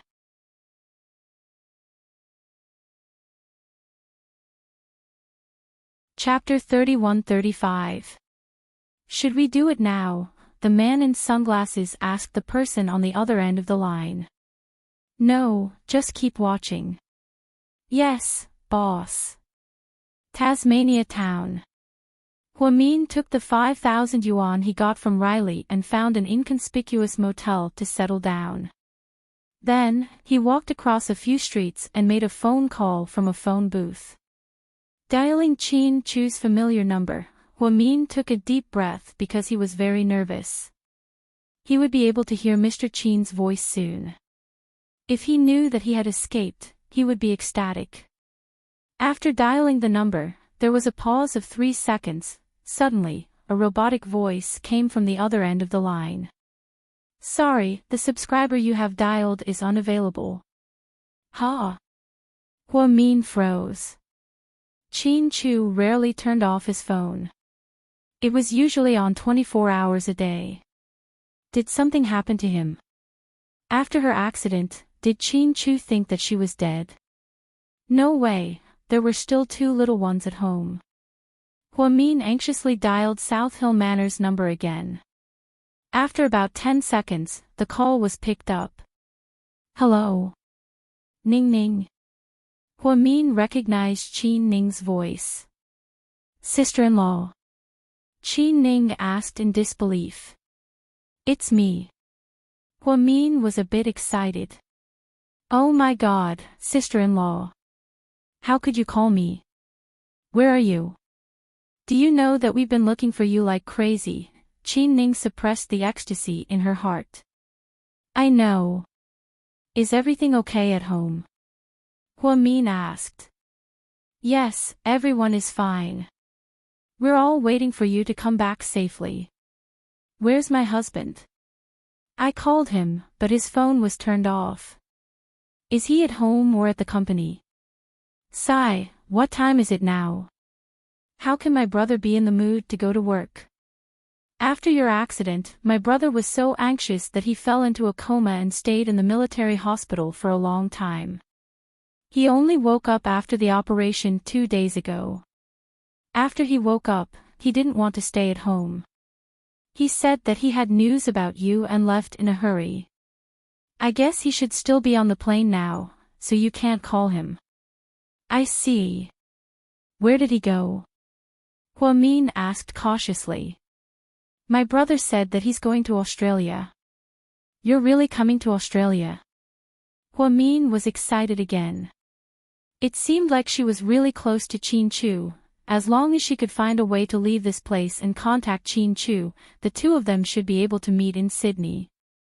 Yes, my brother said that you might be in Australia. Okay, I got it. If your brother's phone is switched on, give him a call and tell him that I'm in Australia too. You're in Australia too? Oh my God, that's great. Where are you? Sister-in-law. Qin Ning asked. Huamin was about to tell her where she was when she heard a slight noise on the phone. She wasn't sure if her home phone was bugged or something like that. So, she didn't dare to continue and said hurriedly, anyway, he'll understand. I'll go find him. I'll call him again. Okay, sister-in-law. Be careful. Okay. Sister-in-law, how's the baby in your belly? Yeah, the baby's fine. That's great. Qin Ning was ecstatic. Ning Ning, Pudding and Little Bean, don't worry, sister-in-law. They're both fine, Qin Ning said. Okay, that's good. I'll have them come to the phone. No, wait for me to go back. Don't let the baby worry about me. Then, Huamin hurriedly hung up the phone. She looked at the time. It had been more than 30 seconds.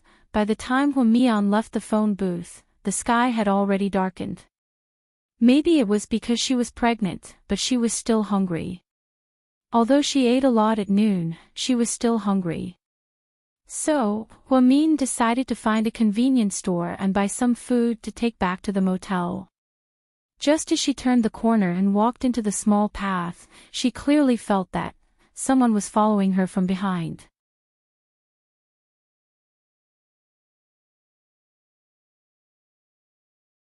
Chapter 31-36.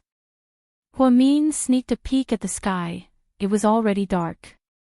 Nights overseas weren't as lively as nights in China. There weren't as many pedestrian streets and night markets. Even a place like Sydney was the same, let alone a small town like Tasmania. She had read a lot of news before that nights overseas weren't safe. After dark, there were many places where people couldn't walk around freely. Especially areas where black people lived, it was even more unsafe. Therefore, for a layman like Huamin, she didn't know where was safe and where she could walk. After the phone call, Huamin walked into a small alley and regretted not taking the main road or a crowded place. But now, there was no turning back. He could only quicken his pace and move forward. Huamin quickened her steps as if there was wind beneath her feet. However, she could clearly feel that the person behind her quickened his steps as well. Judging from the heavy footsteps, it was definitely a man. Huamin didn't dare to look back. She even started to jog, however, she could clearly feel that someone was grabbing her hair tightly. Then, they pressed her body against the wall. Huamin turned around and her expression changed drastically. It was a black man who was almost 1.9 meters tall. She couldn't tell his age. His face was dark and his eyes were filled with the hunger of a hunter. "Woman, you can't escape," the black man said in English fiercely. "Who sent you?" Huamin looked at him and asked. The black man was confused by Huamin's question. "Is it Riley or someone else?" Huamin asked again. "What Riley?" "I don't know him." From the black man's eyes, it didn't seem like he was lying to her. Huamin suddenly realized that she was being robbed. She reacted quickly and took out a few US$ from her pocket. "If you want money, I'll give you this. This is all I have." "I don't want it." After the black man said that he didn't want it, Huamin suddenly felt a sense of fear. Then, the black man looked at Huamin with a lustful gaze and asked, "Korean?" Huamin did not say anything. "Japanese?" Huamin still did not answer. "Chinese?" "Singaporean?" "Hong Kong people?" "Taiwanese?" He seemed to be very curious about where Huamin came from. However, Huamin didn't know why he asked this question, so he didn't plan to say anything. "Forget it. Since you don't want to talk, I'll do it." Did you know that I'm especially infatuated with Korean girl groups? Their figures make people drool. Tell me, how can you Asians be so obedient? You're God's perfect masterpiece. Looks like I'll be able to enjoy a good meal today. Please, don't hurt me. What do you want? Tell me. Hwa-min lowered his stance as if he wanted the black man to let him go. Let you go? No, it wasn't easy for me to get such a fun girl. How can I let you go? After I'm done with you, I'll take you back and show you to my brothers. They also like Asian faces. You're like a beautiful doll.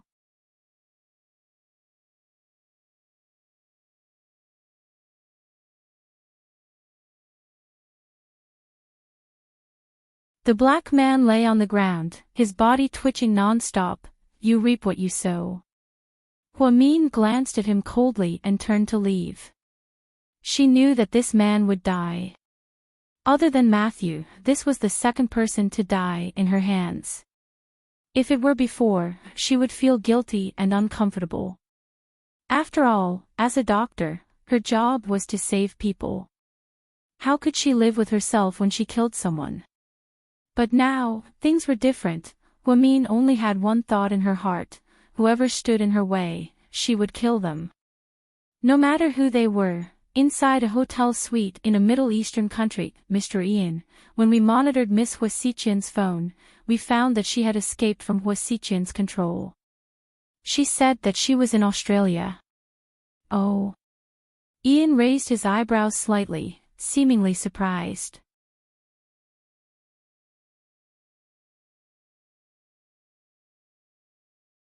Chapter 31-38. Did the woman escape? Ian asked. I think so. Hwa-si-chen is still nowhere to be seen. Yeah, Hwa-si-chen didn't show up. This is interesting, but sir, as long as we catch that woman, she'll definitely know where Hwa-si-chen is. Yes, so what are you waiting for? Hurry up and do a data analysis to find out where she was when she called. Yes, sir, I'll do it right away. Yes, Hwa-min's phone was bugged. Ian was a very powerful enemy. He was able to determine Hwa-min's exact location based on the tracking data. This was definitely a very dangerous thing to do. Inside the small motel, Hwa-min lay on the bed, tossing and turning, unable to fall asleep. The thought of going home made her inexplicably excited. But it seemed like it would be very difficult for her to go back. When she first left the island, she wondered why she didn't use Riley's phone to call Chin Chu for help. The answer was that she didn't trust those people at all. Why would they save Mr. Chin's phone number in their numbers? With Hwa-si-chen's style, he must have done something to those people's phones. If that happened, wouldn't she and Mr. Chin be in danger? And just now, when she heard Chin Ning's voice, she was ecstatic. But when Ning Ning asked for the exact address, Hwa-min hesitated. It wasn't that she didn't trust Chin Ning, but she didn't trust those people. South Hill Manor's landline was probably bugged a long time ago. Only Mr. Chin's phone had an anti-bugging function, so if she wanted to call him, she would have to call Chin Chu directly next time. Thinking of Mr. Chin, Hwa-min's eyes softened. She put her hand on her belly again. Baby, Daddy is coming to pick us up. Be good, follow Mommy, and listen to Mommy. Plus, Hwa-min felt that if Chin Chu turned on his phone, he would definitely hear Chin Ning's message. Then, he would definitely come looking for him. With that thought in mind, Hwa-min eventually fell into a deep sleep. At around 2 in the morning, the sound of footsteps woke her up from her light sleep. She got up quietly. Hwa-min didn't dare to take off his clothes in case something unexpected happened. So she immediately got up and hid behind the door. After a while, she heard the sound of someone going up the stairs. Ma, are you inside? Who is it? Hwa-min asked cautiously. I'm the waiter downstairs. A group of people are looking for a Chinese girl with the surname Hua. They said that her family is here to pick her up. Family? Huamin was slightly startled. Yes, their cars are very nice. Your family seems to be very rich. Huamin looked at the window of the guest room. This was the 3rd floor. She couldn't escape by jumping down. She was also pregnant. So, she had to bite the bullet and go out to see who they were. Finally, Huamin hid the poisonous needles and centipedes. She carefully opened the door and walked downstairs. In fact, she also knew that these things could be used to deal with one person, but to deal with more than 10 or 20 people with guns, it was simply not a way to deal with them. With that thought, Huamin calmed down. She thought carefully and went downstairs. As expected, there were many tall men standing on the 1st floor. They were all dressed in suits and leather shoes. None of them looked familiar. They were completely different from Riley's group. "Ma'am, are you really here?" The leader of the foreigners smiled at Huamin. "Who are you?" "I'm Kevin. Mr. Chin sent me to pick you up." "Mr. Chin?" Huamin narrowed her eyes and asked suspiciously.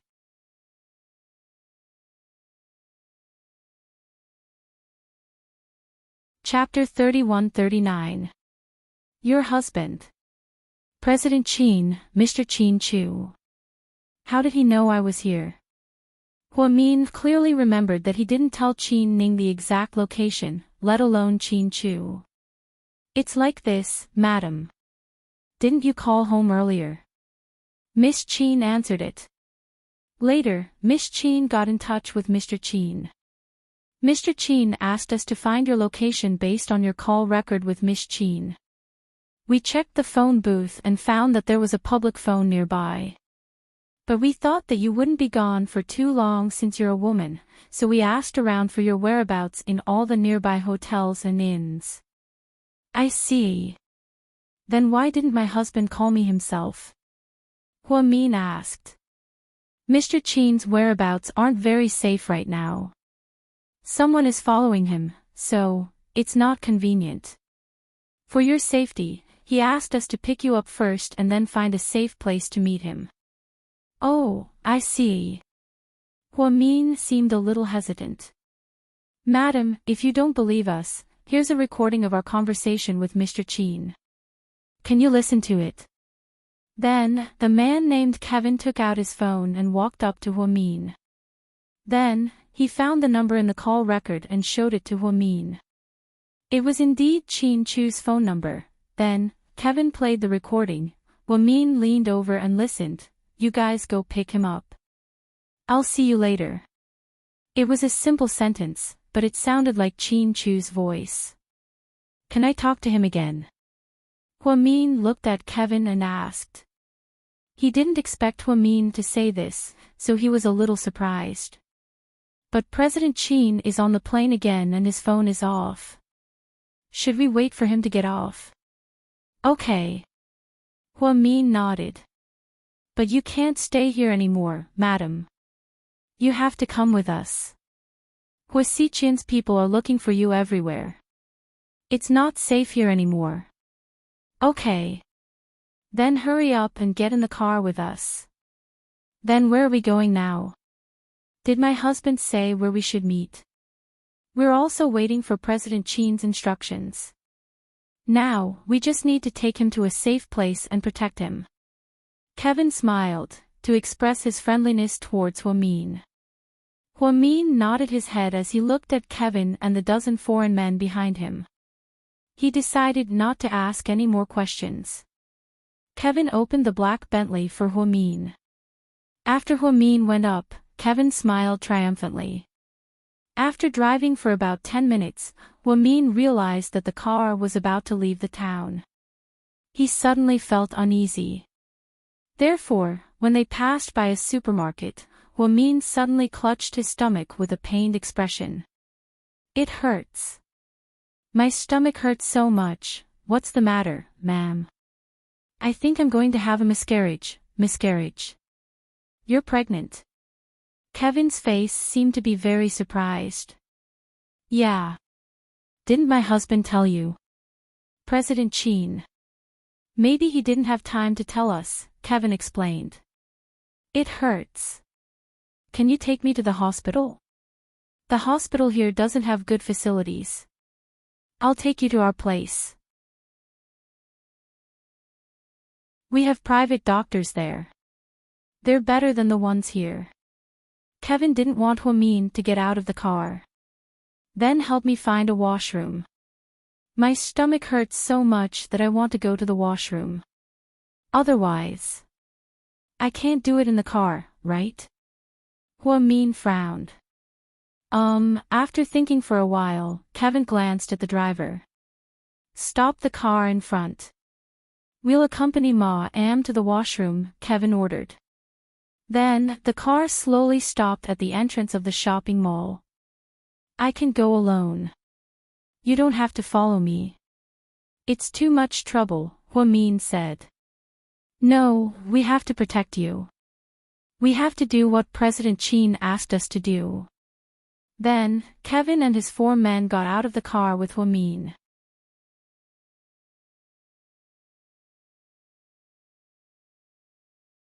Chapter 3140. When Hwamin saw that this group of people wanted to follow her to the toilet, she was even more certain of her inner thoughts. However, these people were really good. They actually managed to get a recording of Chin Chu's voice. It seemed like they had gotten a recording of Chin Chu's meeting or something and then edited it. There must be a master behind this group of people. Otherwise, they wouldn't have planned it so carefully. However, they didn't dare to let Hwamin talk to Chin Chu on the spot. This was the biggest loophole. After knowing Chin Chu for so many years, she understood Chin Chu's character very well. Even if he was in a hurry to catch a plane, he would still talk to Hwamin.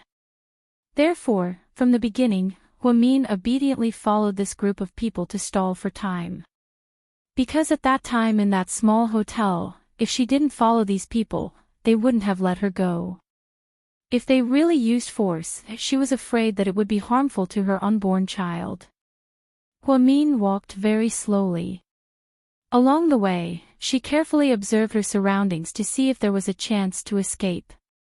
Those people followed behind her closely, afraid that she would run away. In such a remote Australian town, Hwamin was really fighting alone. She didn't dare to trust anyone, except for Chin Chu, who saw it with her own eyes. She really didn't trust anyone who came to pick her up or help her anymore. When she was young, she often said that there were only 2 things in the world that couldn't be looked at directly. They were the sun and the human heart. Now that she had seen so much good and evil, Hwamin didn't dare to trust others casually. Finally, she arrived at the door of the toilet. Fortunately, this was a 24-hour shopping mall. There were quite a lot of people.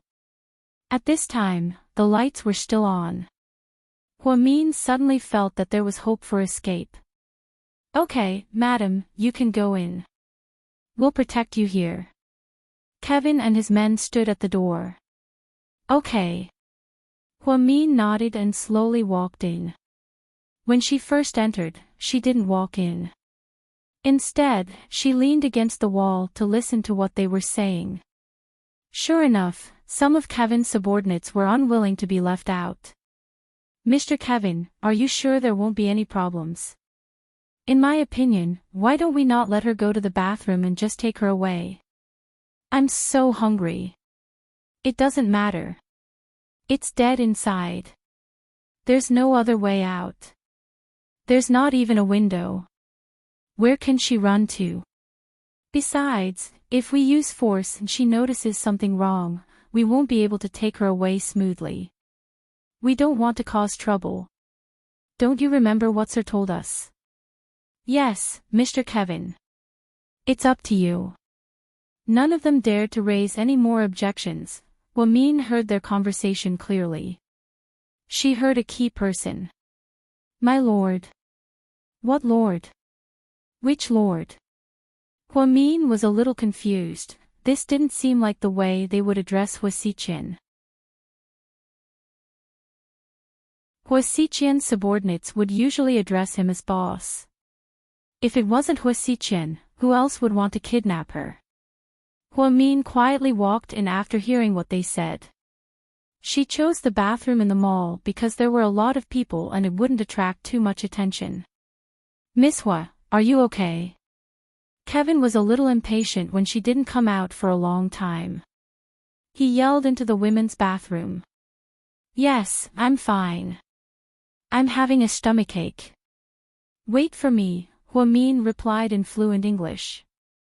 Huamin leaned against the wall and racked her brain, thinking of a way to escape. After all, if she didn't find a way to leave this time, once she got into the car with them, there might be no turning back. Suddenly, a thought flashed through her mind as she thought of an idea.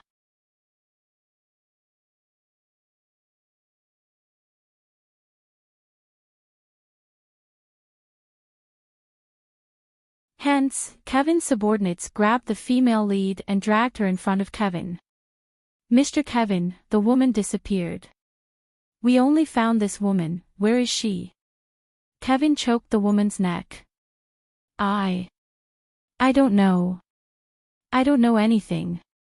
The woman shook her head in fear. Then why are you wearing her clothes? Kevin asked fiercely. That's because she said that bad guys wanted to catch her. She's pregnant, so she changed clothes with me. Oh no. Boss, the cleaner who went out just now was Miss Hua. What should we do now? The group of people panicked.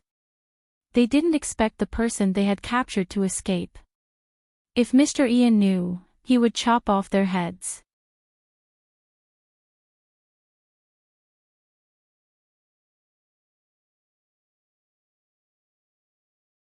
Then, Kevin's subordinates dispersed again.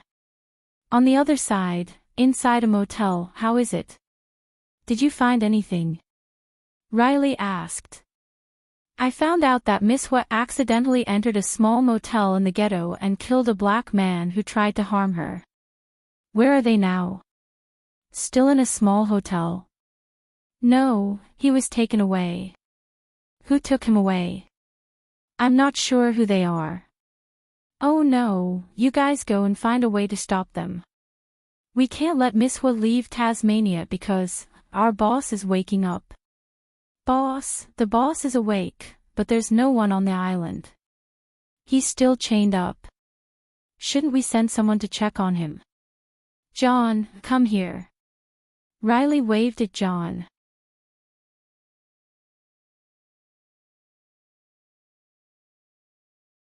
Chapter 31:43.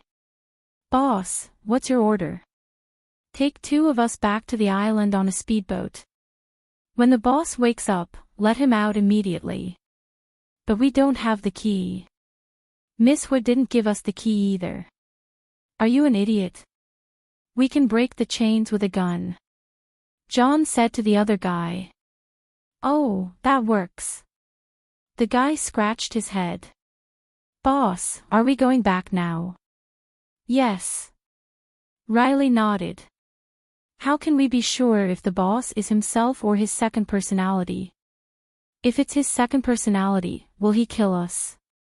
John was one of the smarter ones and thought more about it. It's impossible. I've given the boss medicine and he'll wake up for sure. There's no possibility of him having a second personality. Okay. Let's go now. Yeah. The boss will probably leave the island with you guys to catch Miss Hua. Okay. After giving the orders, Riley was still worried and followed the other guys to look for Huamin. Meanwhile, Huamin wanted to find a small motel after getting off the bus.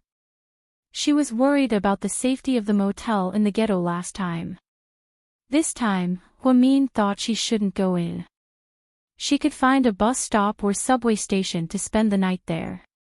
But on second thought, that place wasn't as safe as a small motel. Not long after she walked, she was pleasantly surprised to find a 24-hour convenience store. The most surprising thing was that the name of the store was in Chinese. It seemed to be a Chinese store. Huamin didn't have time to think and walked in. What do you want to buy? The lady boss was doing some calculations with her calculator. I'm a little hungry. Can I have instant noodles here? Do you have hot water? Yes. The lady boss found it strange that Huamian would eat instant noodles at this hour. Are you a tourist? The Chinese lady boss looked at Huamin and asked in Chinese. Yeah. Huamin nodded. Why are you walking outside at this hour? Don't you know it's dangerous here at night? I ran into some trouble. I had to, Huamin said vaguely. Oh, I see. All right, I'll boil some water and instant noodles for you first. The lady boss was a good person. Seeing the pitiful look on the little girl's face, she immediately felt pity for her. Big sister, I found a foreign boyfriend, but he's a pervert. He abused me many times. We quarreled, and I'm pregnant. I'm afraid that he'll hit me again, so I ran away. I think he and his friends are looking for me everywhere, so, can you help me? Huamin did not care anymore. He decided to give it a try. After all, not everyone was a bad person, right? Moreover, he was a Chinese. He should have pity for her. After all, they were from the same ancestor. As expected, after hearing what Huamin said, the lady boss was very surprised. You aren't a tourist. I'm not. I came to this place with my boyfriend, but he's different from before. If he doesn't agree with me, he'll hit me. I regret it now. I really want to go home. Huamin said with tears in his eyes. Don't cry. Miss, come in first. Big sister, can you turn off the lights and close the shop first? I'm afraid that they'll find you later and you'll be in trouble. Please, I'll compensate you if you suffer any losses.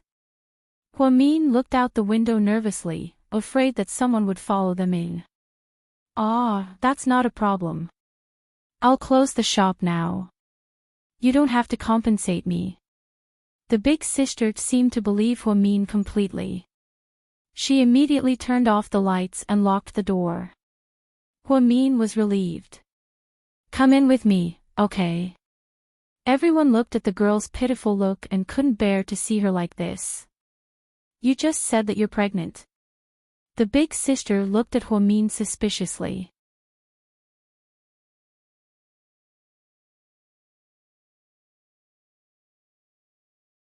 Chapter 31:44. Emichim, if you don't believe me, you can give me a pregnancy test right now. I can show you the results, Huamin explained. No, miss, that's not what I meant. You might have misunderstood. What I meant was that if you were really pregnant, your boyfriend would be a scumbag if he hit you. Emichim, I think so too. Huamin nodded. Come, sit down and rest. Don't tire yourself out. Thank you, big sister. You're welcome. We're all Chinese, so of course I'll help you. How far along are you? Almost 3 months. Whoa, I couldn't tell that you're so skinny. A lot of things have happened recently, and I'm not in a good mood, Huamin said slowly. Pregnant women can't eat instant noodles. It's junk food, and it's not nutritious. Wait here, I'll make you something to eat. No, big sister, I'm grateful that you took me in. I don't want to trouble you. I'll just eat instant noodles. Huamin really didn't want to trouble this big sister. She seemed like a nice person, and she didn't want to drag her down. She didn't tell her the truth because she had some concerns. First, she was worried that big sister might betray her. Second, she was worried that the more big sister knew, the more trouble she would cause in the future. Therefore, Huamin made up the story of her foreign boyfriend beating her up, just to cover it up. It's no trouble, it's okay. I'm a good cook, and it's more than enough to make you a bowl of hot vegetable noodle soup. Wait here. The big sister was a nice person, so Huamin couldn't stop her. She went into the kitchen anyway. Huamin sat in the small room and looked around the small convenience store. It wasn't big at all. The big sister sold a lot of things that Chinese people like to eat. There were even some pickled vegetables, fermented bean curd, chili sauce, and other specialties. It was really heartwarming to see things from China in a foreign country. Soon, the big sister came out with hot noodle soup, and placed it on the small table beside Huamin. Sister, eat it while it's hot. Don't starve the baby in your belly. Really, big sister, I don't know how to thank you. Don't be so courteous. Come, eat more. I'll bring you some pickled vegetables. As she spoke, she got up and went to the shelf of the supermarket to find a bag of pickled mustard for Huamin. To be able to eat a bowl of piping hot noodles in the middle of the night was truly a blessing. Miss, it's not that I want to nag at you. There's a phenomenon in China that's really bad. Many domestic girls like to worship foreigners and fawn over them. They think that foreigners who know how to chant scriptures are so rich, as if they're superior to foreigners. But the truth isn't that simple. Many domestic girls are hot-headed and marry foreigners. Not only do they not speak the same language, but the cultural differences between the two sides are huge. After a long time, their relationship will definitely not last. In the end, their families will be ruined. I've been in Australia for many years, and I've seen a lot of such things. I really don't agree with some young girls who find foreign husbands just to worship. It's not that good abroad, and it's not necessarily paradise. Big sister, I understand what you mean. Huamin nodded guiltily. Looking at you like this, even I feel sorry for you. My shop hired a girl who came from China to work. She wanted to earn some money so she could go home and get married, but she didn't want to. I don't know where she found a black man, but when they came back to China, they were detained at the airport. A large amount of heroin was found in the suitcase. She was dumbfounded. Even after being sold, she still helped others count the money. Tell me, isn't this a tragedy? You young girls. Sigh, I don't know what to say. Girl, you're quite young, what do you do for a living? The big sister asked casually. Huamin hesitated.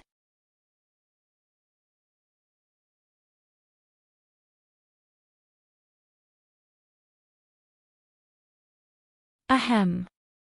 Big sis, I'm done eating.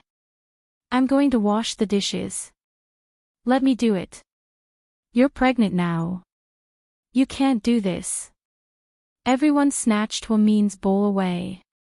It could be seen that he was really a very warm-hearted person. Big sis, I'm a little tired. I'm going to sleep for a while. I'll be fine after a short nap. How can that be? Go upstairs. That's my bedroom. It's clean. It's not only dirty here, but it's also cold. It's really fine. I'll stay here until daybreak. You're leaving at daybreak. Why are you in such a hurry? Where are you going now? I'm going back to China to find my family, Huamin said. Just as she finished speaking, before Big Sister could reply, the sound of noisy footsteps suddenly came from outside the door. The camera saw her disappear around here. Search every house. You must find her. The foreign man's voice came from outside. Huamin was shocked and quickly got up.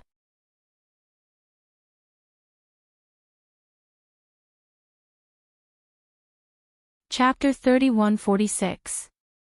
Oh my God, are these people here to catch you? The woman seemed to be a little flustered. Yeah. Huamin nodded. Quick, hide in my closet upstairs. Don't let them find you. Everyone found a place for Huamin to hide. However, Huamin refused to do it.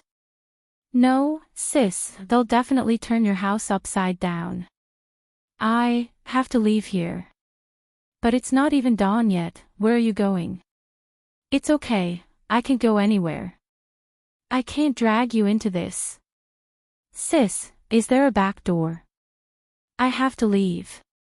Can't you hide in the basement or something? Do you have to leave? You don't understand these people's methods. They won't give up until they find me.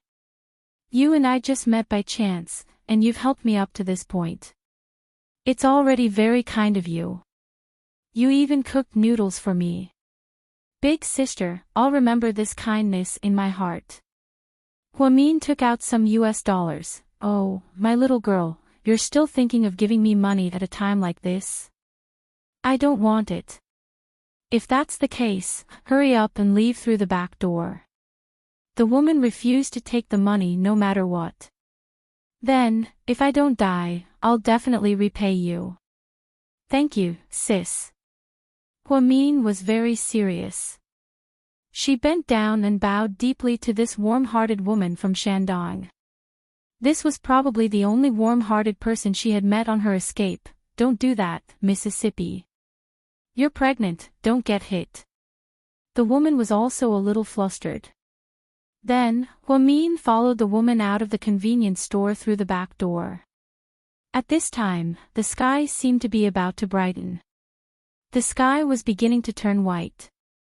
Miss, how about you find a place to hide first? When the sun rises and the workers go to work, you can go to the Chinese consulate and ask for protection. They'll definitely do their best to send you back to China. They won't let your boyfriend hurt you. Okay. Huamin nodded and didn't explain further. Then, I'll leave first. Big sister, if they come in, just say that you don't know anything. Those people probably won't do anything to you. Yeah, I'm fine. I've been here for 7 or 8 years, so I know how to deal with them. Just like that, Huamin thanked the big sister again and left the convenience store under her gaze. Huamin actually didn't know where to go. He wasn't very familiar with this unfamiliar place, so he could only go wherever he went. However, she knew that she had to try her best to avoid it. If she was caught, it wouldn't be easy for her to escape. This was for sure. Sydney, Australia. After receiving Lu Yan's call, Xiao Fei met her at the hotel. When Lu Yan pushed open the door and walked in, it was obvious that she wasn't in a good mood. How is it? Did you find it? Xiao Fei stood up. No. Damn it. I checked one by one, but it's not her, Lu Yan said in a huff. That's impossible. Since Qin Chu found out that Sister Mian was in Australia, she must be in Australia. How could he not find her after checking so many places? Xiao Fei thought that Qin Chu's source of information couldn't be wrong. We checked all the files. What do you mean? Xiao Fei seemed to have understood something. The key is that there are still files. Australia is too fucking strange. The islands sold by the government are monopolized by the owners of the islands for the second or third time. It's harder than climbing to the sky to find out. Then what should we do? Xiao Fei walked over and wanted to comfort Lu Yan.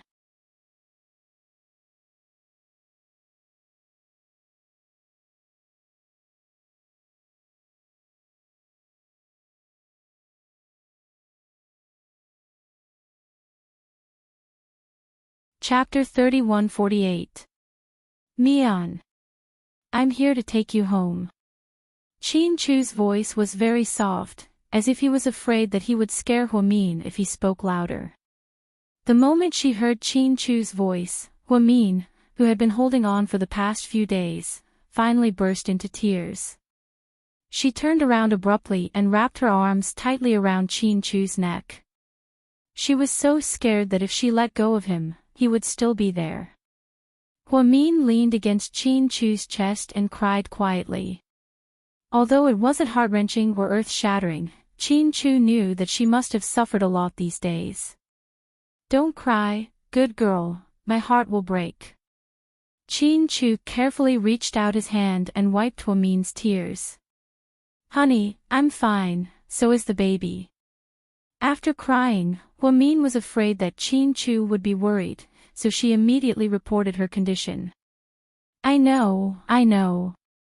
Qin Chu held Huamin's face in his hands and gently kissed her forehead, cheeks, and the tip of her nose. Finally, his lips landed on her slightly cold and fatally seductive lips. This kiss felt as if it had been a lifetime ago. Huamin felt like she hadn't seen Qin Chu for a few lifetimes. Her emotions were extremely complicated. Surprise, shock, excitement, relief, and grievance. In short, everything was contained in her tears. "It's too cold here. Let's get in the car first."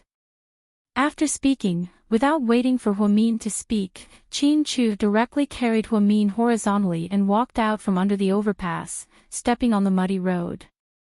"Sir, your injury." The subordinate who followed them was also worried that Qin Chu's injury would be torn if he carried the madam like this, since he had just undergone surgery. However, before he could speak, Qin Chu's cold gaze scared him into swallowing his words. Before he came here, he had already told them not to tell Huamin about the surgery.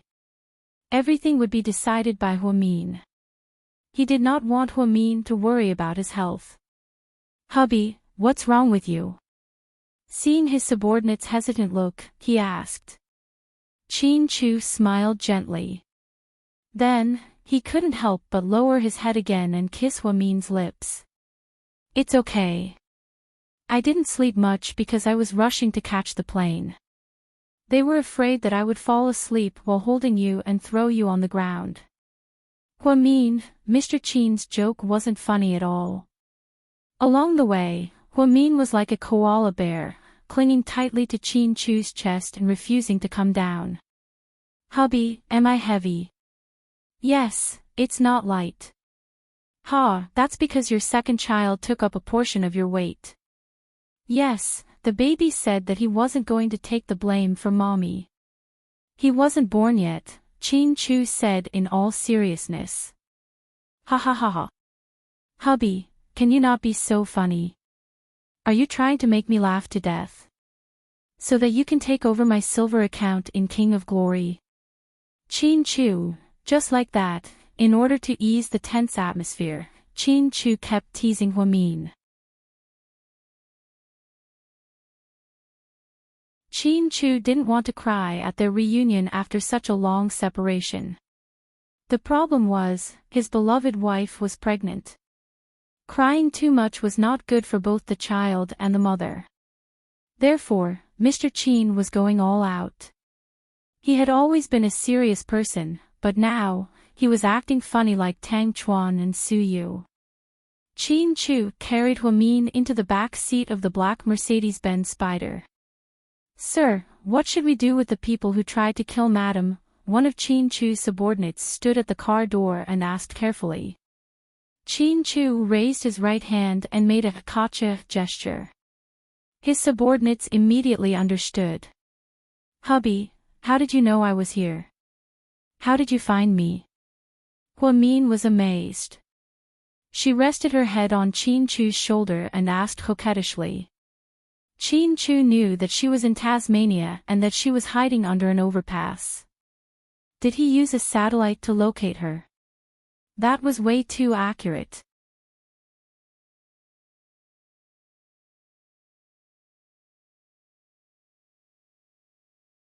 Chapter 3149. Because we have telepathy. PSH.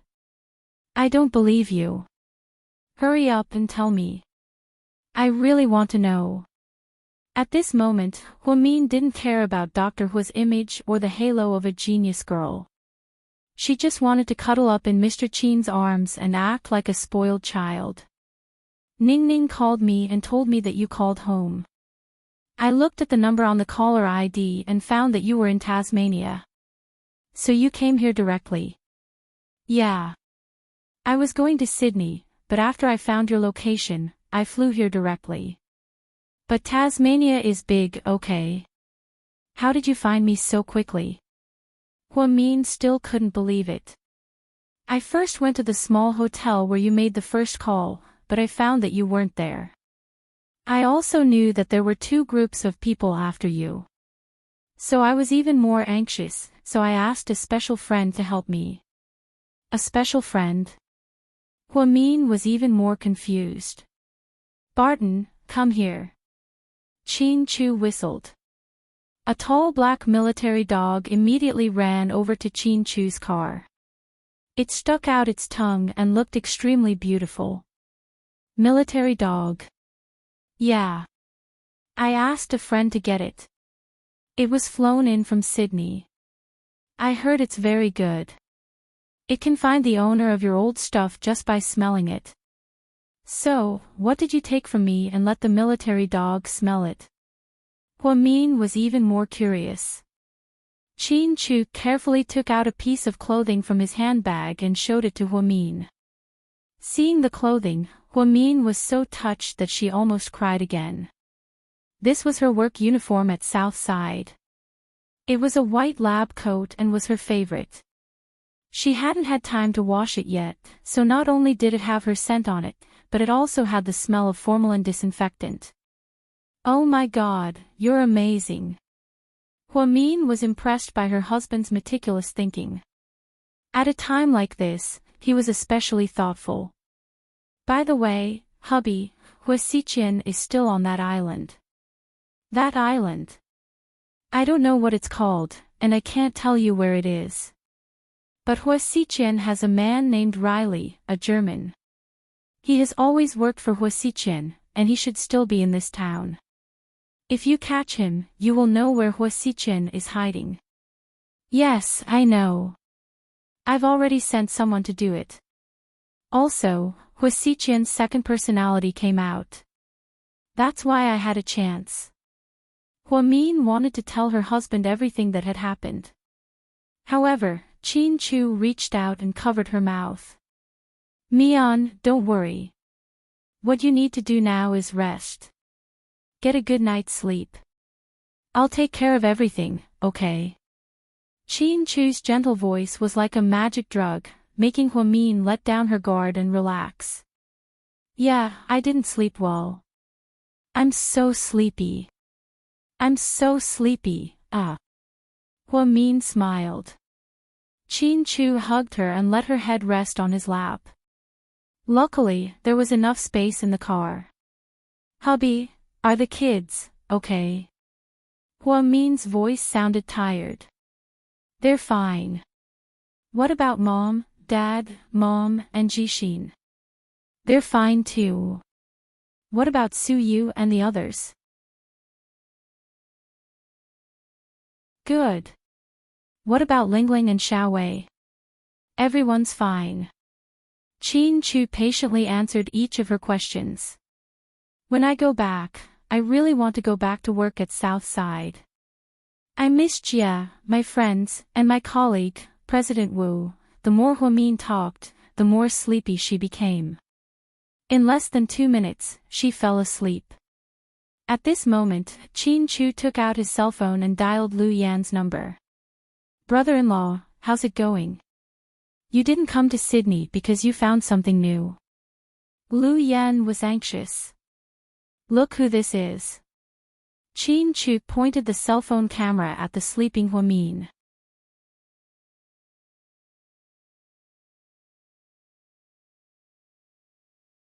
Chapter 3150.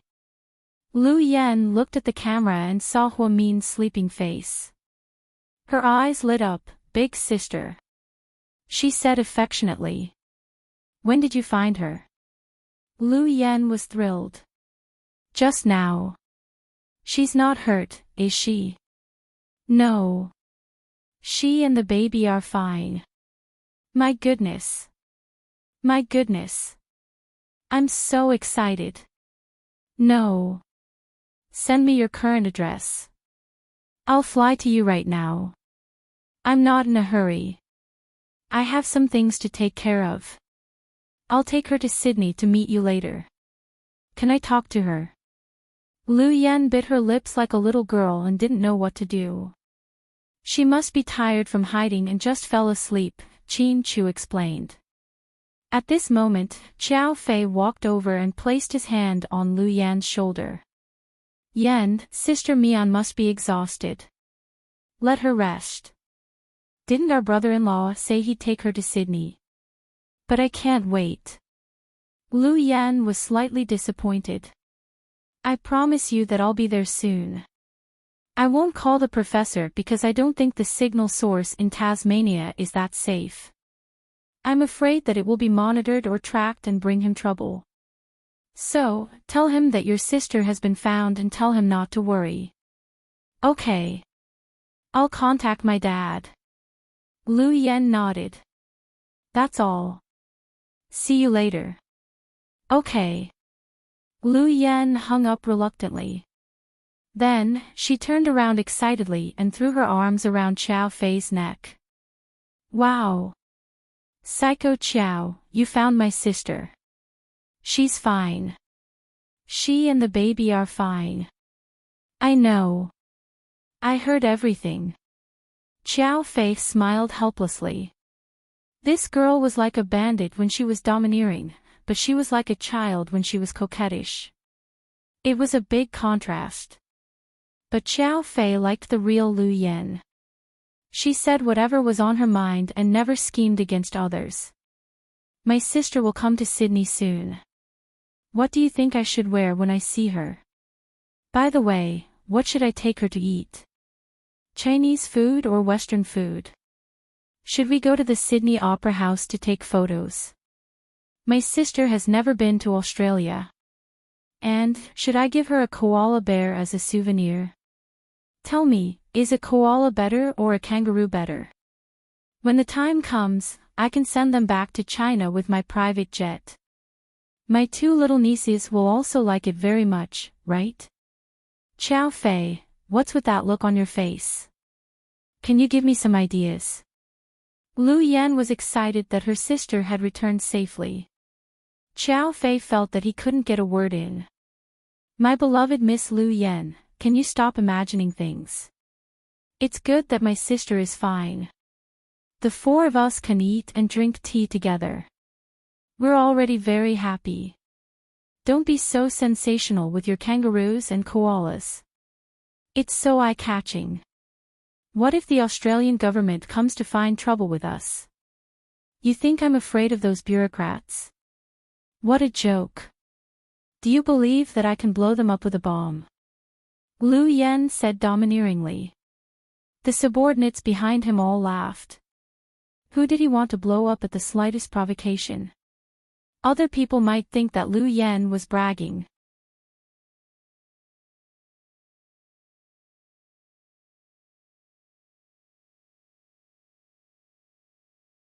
Chapter 3151. Can you give me any reward I want? Of course. As long as it's within my power, I'll give you money, beautiful women, luxury cars, weapons, and even bombs. Lu Yan was in a good mood after rescuing Huamian, so she promised generously. I'm sure it's within your power. But I'm afraid you won't give it to me. Bullshit. I've always been an indomitable spirit. How can I go back on my words? Who do you think I am? Lu Yan was furious. If you say so, then I'll take it. Xiao Fei rubbed the tip of his nose and rolled his eyes. Tell me about it. Lu Yan waved her hand in a forthright manner. At this moment, Lu Yan's subordinates began to whisper among themselves. Hey, what do you think young Master Chow wants? Could it be some kind of powerful weapon? I don't think so. Young Master Chow isn't interested in weapons. Then he can't give you US dollars. The Chow family is rich and young Master Chow doesn't care about money.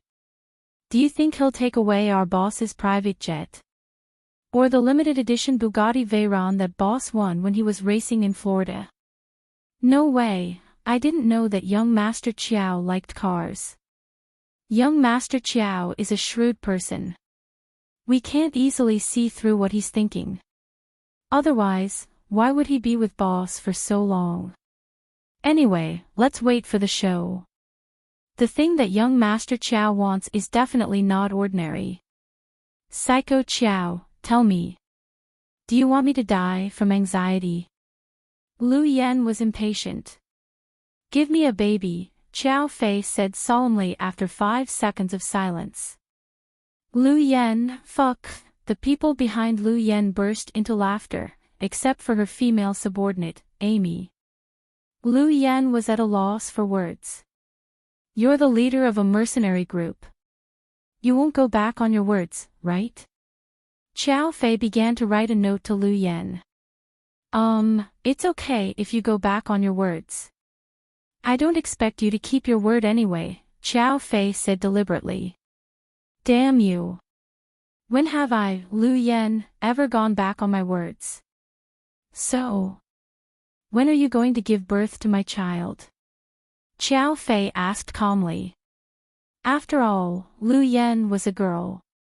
No matter how tough she was, she would still feel shy when it came to the intimacy between men and women. Therefore, her cheeks turned crimson. Wow, look, our boss is blushing. That's for sure. Boss is interested in young Master Chiao as well. The two of them often argue with each other. If boss gets married, all the mercenaries and assassins in the world will come.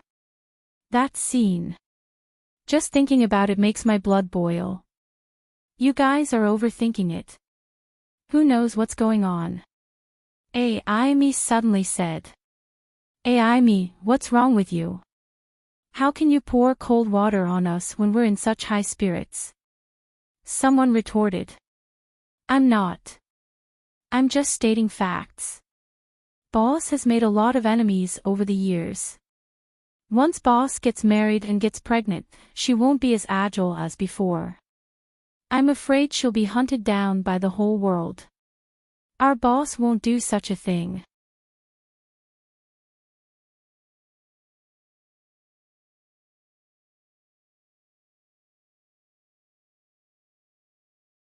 Chapter 3152. Damn it. Give birth now. Let's go. Take off your clothes. Lu Yen pulled Chiao Fei toward the suite in the hotel. Chiao Fei, ha ha ha. Do you think our boss is serious this time? Who knows? Maybe our boss wanted to take advantage of young Master Chiao for a long time. His subordinates were watching the drama unfold. Amy's face was dark. She couldn't understand. Young Master Chiao was a handsome young master of an aristocratic family. Why would he like a wild woman like Lu Yen? In a small town in Tasmania, the sky was completely bright, the convenience store was in a mess. The average-sized shop was smashed beyond recognition. The shopkeeper was forced to kneel on the ground, shivering in fear. A group of people locked up the convenience store and interrogated the lady boss. So, you still don't want to tell me? Kevin pulled the shopkeeper's hair viciously. I really don't know. That girl stayed for a while and left after eating a bowl of noodles. Stop pretending. If she didn't know you, why would she come to your small store? I really don't know her. It's just that since we're all Chinese, I'll help if I can. Besides, as her boyfriend, you're such a scumbag. You hit your girlfriend when she's pregnant. Are you still human? The lady boss was also a sentimental person. Seeing Kevin, she thought he was the scumbag who Amin said beat her up. Boyfriend? What the hell is this? Kevin was also dumbfounded. At this moment, the lady boss said, let me tell you, this young lady came all the way to Australia with you. It must be because of love. If you don't treat her well, don't make promises to her. Now that you've brought her out and left her home, you're going to be judged by God. What nonsense are you talking about? Are you crazy? Kevin was a little annoyed. Anyway, I'm just fighting for justice for our Chinese girl. You were tricked by that woman, right? Kevin heard something. That's impossible. That girl is indeed pregnant. Her lower abdomen is slightly bulging. Even I can see it.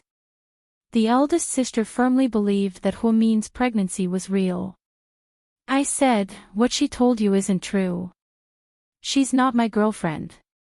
Let me tell you, that woman's identity is very special. She's the person my boss is looking for. If you don't tell me where she is, I'll send you to meet your god right now. After saying that, Kevin took out a black pistol and pressed it against the lady boss's head. The lady boss felt her entire body go numb. This was a foreign country, and these pistols were not toy guns. They were all real. Right now, his life was hanging by a thread. You don't mess around. Let me tell you, my daughter and son-in-law are very powerful here. They know a very famous lawyer. You guys are messing around in my shop and threatening me. You won't have a good ending. Boss, this woman talks a lot of nonsense. Why don't we just kill her? One of his subordinates suggested. Kevin seemed to have lost his patience. He didn't want to listen to the eldest sister's nagging anymore. I'll ask you one last time. Where did that woman go? Where did she go? When did she go? You better tell me. The lady boss suddenly realized that this wasn't as simple as a boyfriend and girlfriend quarreling. These people didn't look like ordinary street thugs. Could it be that girl really tricked her? If she said that she didn't know, she would be killed by this guy immediately. But she really didn't know. That girl disappeared after going out the back door. You won't tell me. Very well. Then don't blame me. Kevin said as he slowly pulled the trigger in his hand. The lady boss was so scared that she broke out in a cold sweat. She closed her eyes, knowing that she was done for. You're tuning into the LoveLore Library YouTube channel. We're so grateful for your support, and don't forget to subscribe to join us on this incredible journey through captivating stories.